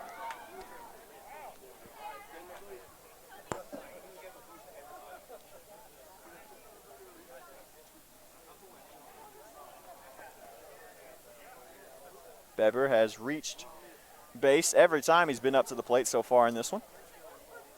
Here's the pitch. Swings on that one and lines it over the head of the second baseman for a base hit. That one's going to carry. Rounding first, heading for second. A good job. Decision. Beber was motoring around first. Thought he might have tried for 2, but instead will hold up. It's a 2-out single for the Disco Turkey first baseman, and it'll bring up Cason Haggard. Well, it's a good job in center field to cut that thing off, because if it gets any further into the gap, he's standing at second without a throw. And Beber did not start the season very well at the plate. Since then, he has come on very strong, and he's one of the hottest bats in the Disco Turkey lineup right now. You see the ball well, when you get a breaky ball at your eyes like that. 0-2, the first pitch with 2 outs by Haggard is popped straight up to shortstop, and it'll be out number 3. So the top of the 6th is done for the Disco Turkeys. No runs across. The score still 13-3. More Disco Turkey baseball after this.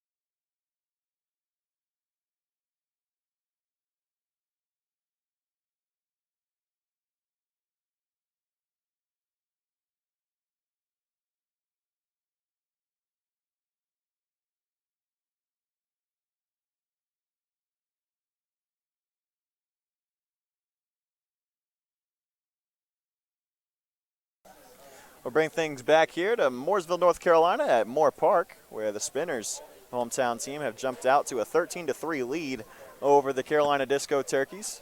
Graham Tuck on the call with Brett Wiseman beside me, and the next time Disco Turkeys will come out is against the Boone Bigfoots tomorrow night. That game from Beaver Field in Boone, home of the App State Mountaineers as well as the Bigfoots. And this is where we're going to see a lot of substitutes for the Spinners. You've got to think it's Justin Fox. Yeah, it's empty the bench time. He's stepping in for Dalton Williams, who was the left fielder. You've been grabbing pine all night. It's time to put some pine in your hands and get in the lineup. And for the Spinners, they've got a really deep bench. They've got at least 20 guys on their bench, as that 1-0 pitch from Chase Locklear is high and inside, very high and inside for ball 2. 4 runs in the second, 4 runs in the third, and 5 in the fifth have gotten the Spinners to where they are, 13 runs. That one's grounded to St. Laurent at shortstop. The play to be made, and it's on target in time. No surprise. The stud from ECU sure-handed out number 1. He's taking notes from great shortstops of the past. I mean, look at the range up I there. apologize. That is not St. Laurent. Oh, wait a minute. No, it is not. That is Kix Farrell, who has moved from the extra hitter position. It appears that that was his best Austin St. Laurent impression. Appears that St. Laurent has left the field defensively. And that'll draw a visit from A.J. Lewis to the mound. It looks like that's going to be it for Locklear. Bit of an odd way to end the appearance, but it'll be the end of his day one way or the other, and I think that's why we're going to see Austin St. Laurent making his way to the mound.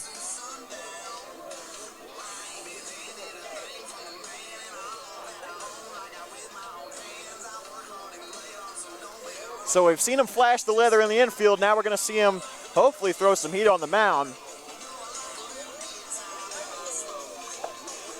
We'll see what he's got.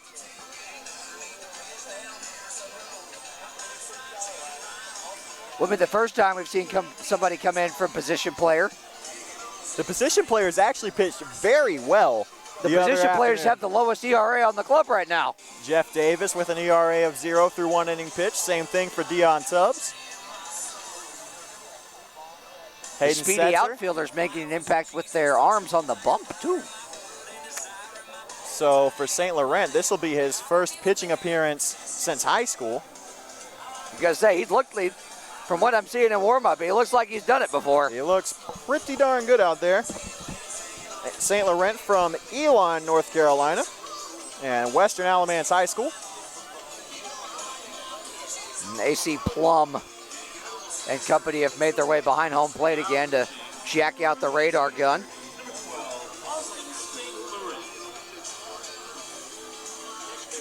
And St. Laurent is done with his warm-up, but Kurt Cabana is still talking to the umpires about something. There's one out in the inning, and this probably won't affect the batting order any, but technically speaking, St. Laurent did leave the game, although it was only for 1 out. I guess since there was an extra hitter in the lineup, it probably won't change anything. However, if this were a normal game and not an exhibition for the Spinners, the substitution rules would have been a bit more strict.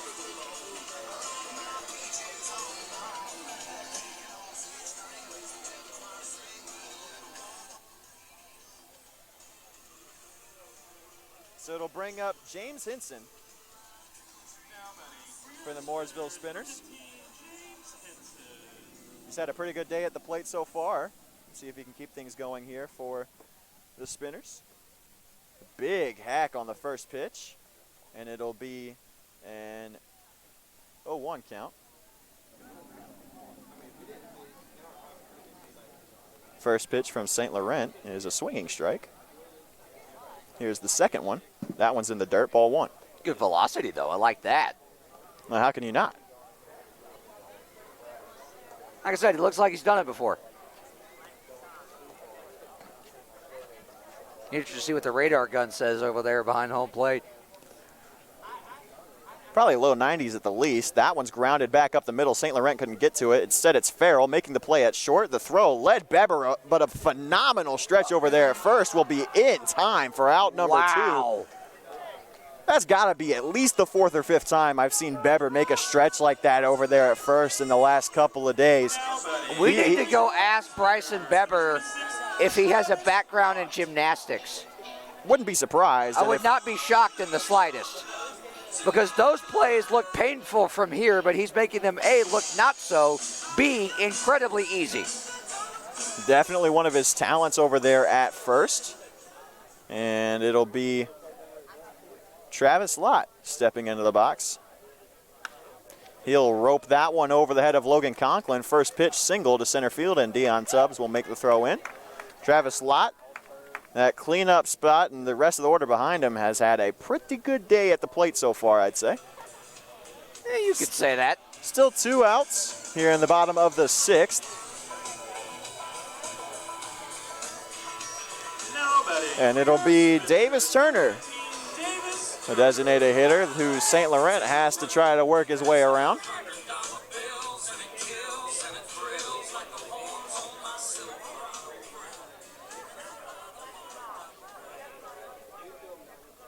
First time St. Laurent's had to work out of the stretch.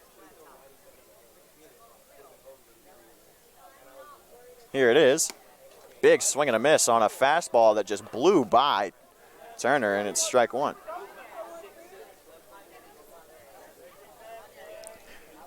And I've got to say, if you're Kurt Cabana, you've got to struggle. You've got to figure your way around. Are you going to put St. Laurent at shortstop, or are you going to have him on the mound? Like, the way that he's looking so far. Playing, right, he can do either one right now. A plus at both spots. I mean, shoot, have him pitch and hit for himself. Honestly, that's not the worst idea I've ever heard.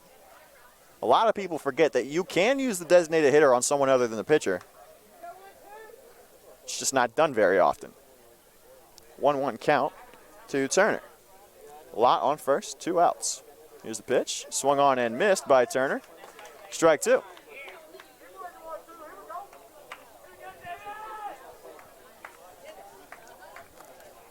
Disco Turkeys have games each of the next 2 days. Tomorrow, Friday, against the Boone Bigfoots, and Saturday against the High Point Thomasville High Toms of the Coastal Plains League. Here's the 1-2 pitch as St. Laurent delivers. Breaking ball got back into the zone. What a filthy pitch from St. Laurent. Pretty filthy. Strike 3, out 3. We'll head to the top of the 7th. Still 13-3. Disco Turkeys down 10. Chance to get back at it after this.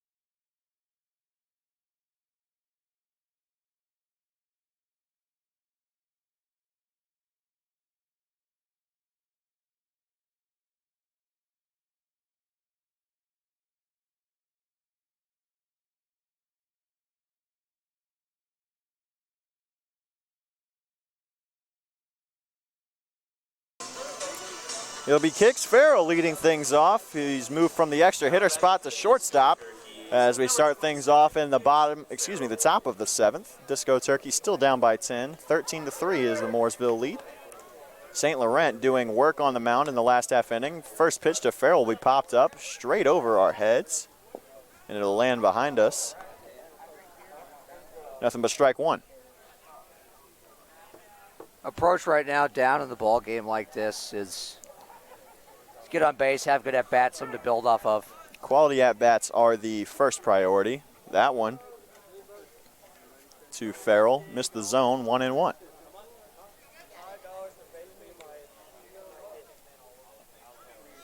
One pitch is in the dirt, 2-1.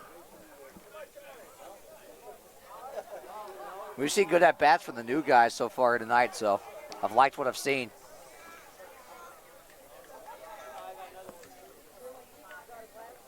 Here's the 2-1. Ball high, 3-1. Dion Tubbs, top of the order on deck.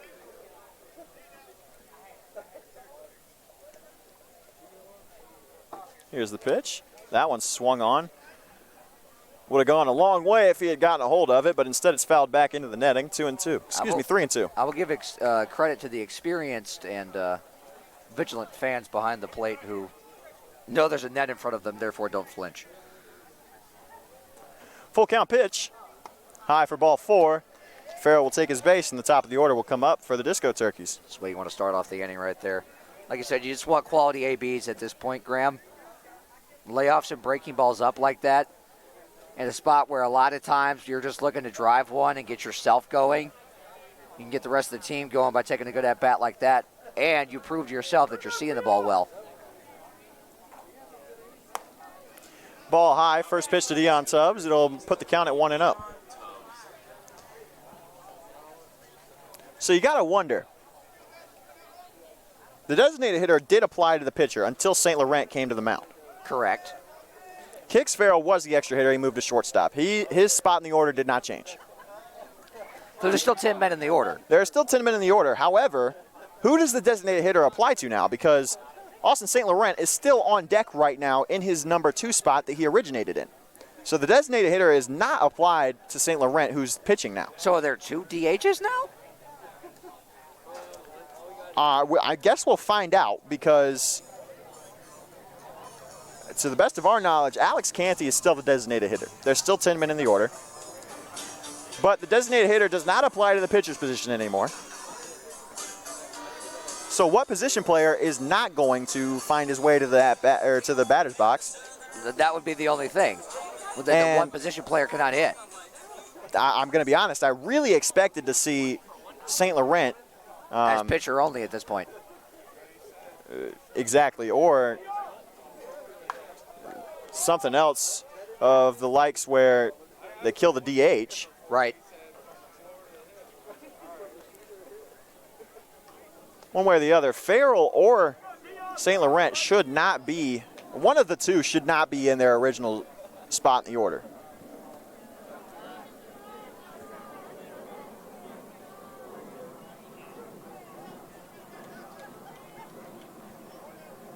Here's the pitch to Tubbs. Held up on it. Good idea. It was up in the zone. Called a ball. If there's one thing this umpire has, it's no give on the upper half of the strike zone. 3-1 count to Tubbs. He'll look back at Farrell. Will Robert Black on the mound.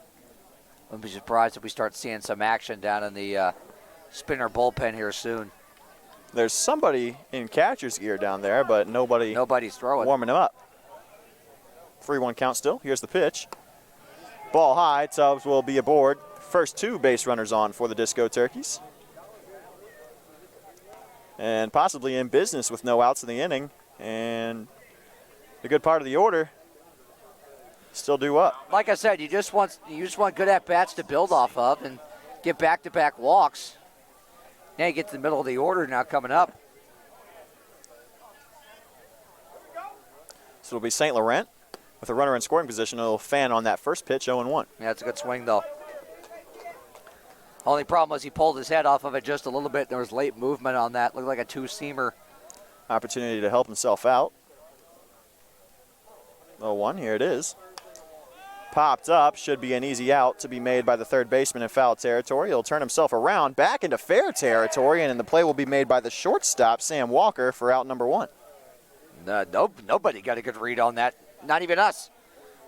And Dosey Jonas fooled everybody at third. Is that one of those situations like on a punt?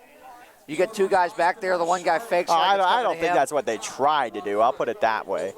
No, that was not intentional in any way, shape, or form. It'll bring up Henry Kohler one way or the other. When you're down by 10 runs, you come up with things to say to fill the time. Disco Turkeys have been out-hit tonight 10-5. They've given up a lot of free bases from walks. No errors so far in this one. Here's the first pitch to Kohler. It's fouled off. Not by much.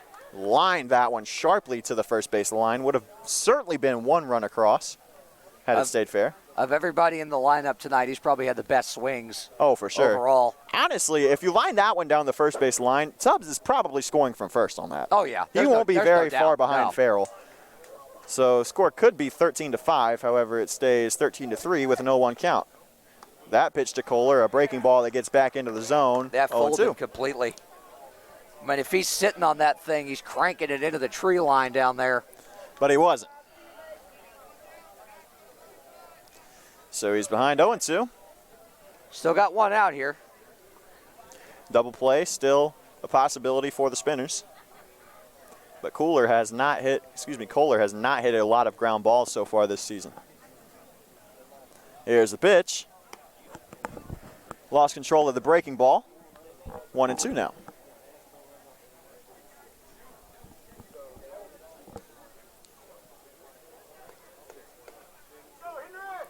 Farrell on second and Tubbs on first. Here's the pitch. Kohler swung and missed on an off speed, and he'll get sat down, strike 3. And it'll be the second out in the inning. Bringing up Logan Conklin, the cleanup man. That was pretty filthy changeup right there. I mean, the bottom just fell out of that thing. For the Disco Turkeys, number 6, Logan Conklin. Need a big hit from number 6 here.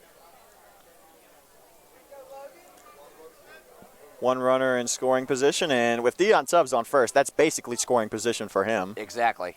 You get one into the gap, you can almost guarantee it. Here it is. First pitch swinging, he fell it off to the first base side.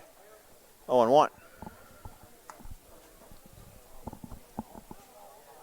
I like the ambush approach. I do too. From Conklin. It works out pretty well most of the time. First pitch swinging, it won't get you behind too terribly far.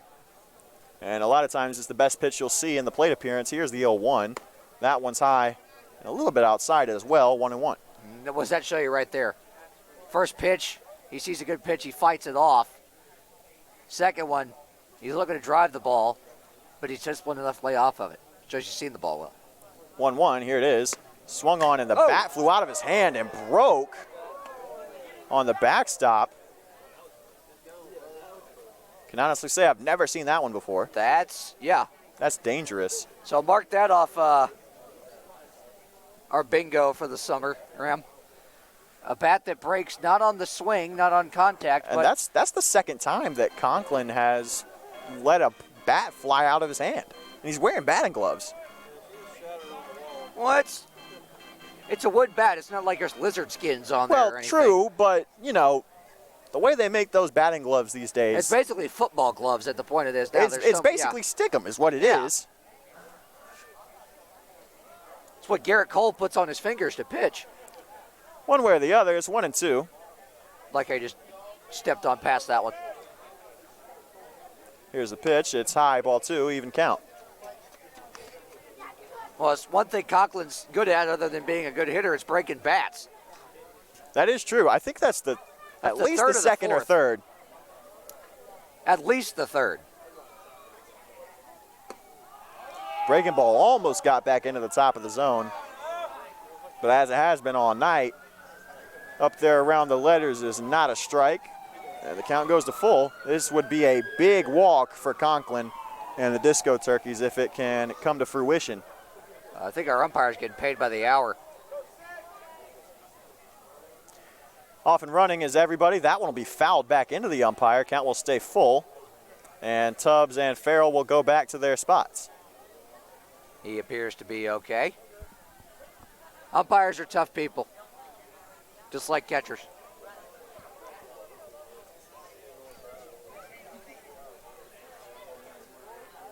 A little bit of a meeting between Travis Lott and Robert Black. About 2/3 of the way to the mound. Conklin has worked the count to full after being behind 1-2. Here's the pitch. That one's fouled sharply back into the netting, first base side. Count will stay full. It's one thing this dude does consistently, and that's take good cuts. 24 pitches in the inning for Robert Black. Disco Turkeys have worked him very well in this inning, but no runs across. Here it is, 3-2 again. Swung on and missed for strike 3. That'll end the inning for the Disco Turkeys. And the ball game. And that'll do it as Mooresville up by 10 in the bottom of the 7th. It'll be a Spinners win and another Disco Turkeys loss, the 3rd straight. And 6 of their last 7 have been losses for Carolina. That'll do it for us here from Mooresville. We'll be back at it tomorrow night in Boone, and we'll bring you more action from the Carolina Disco Turkeys Baseball YouTube next time. For Graham Tuck, Christian Avey, and Brett Wiseman on color commentary. That'll do it from Mooresville. Final score 13-3. Disco Turkeys can't make it happen in Mooresville, and they'll be back at it tomorrow night. Until next time, thank you and good night.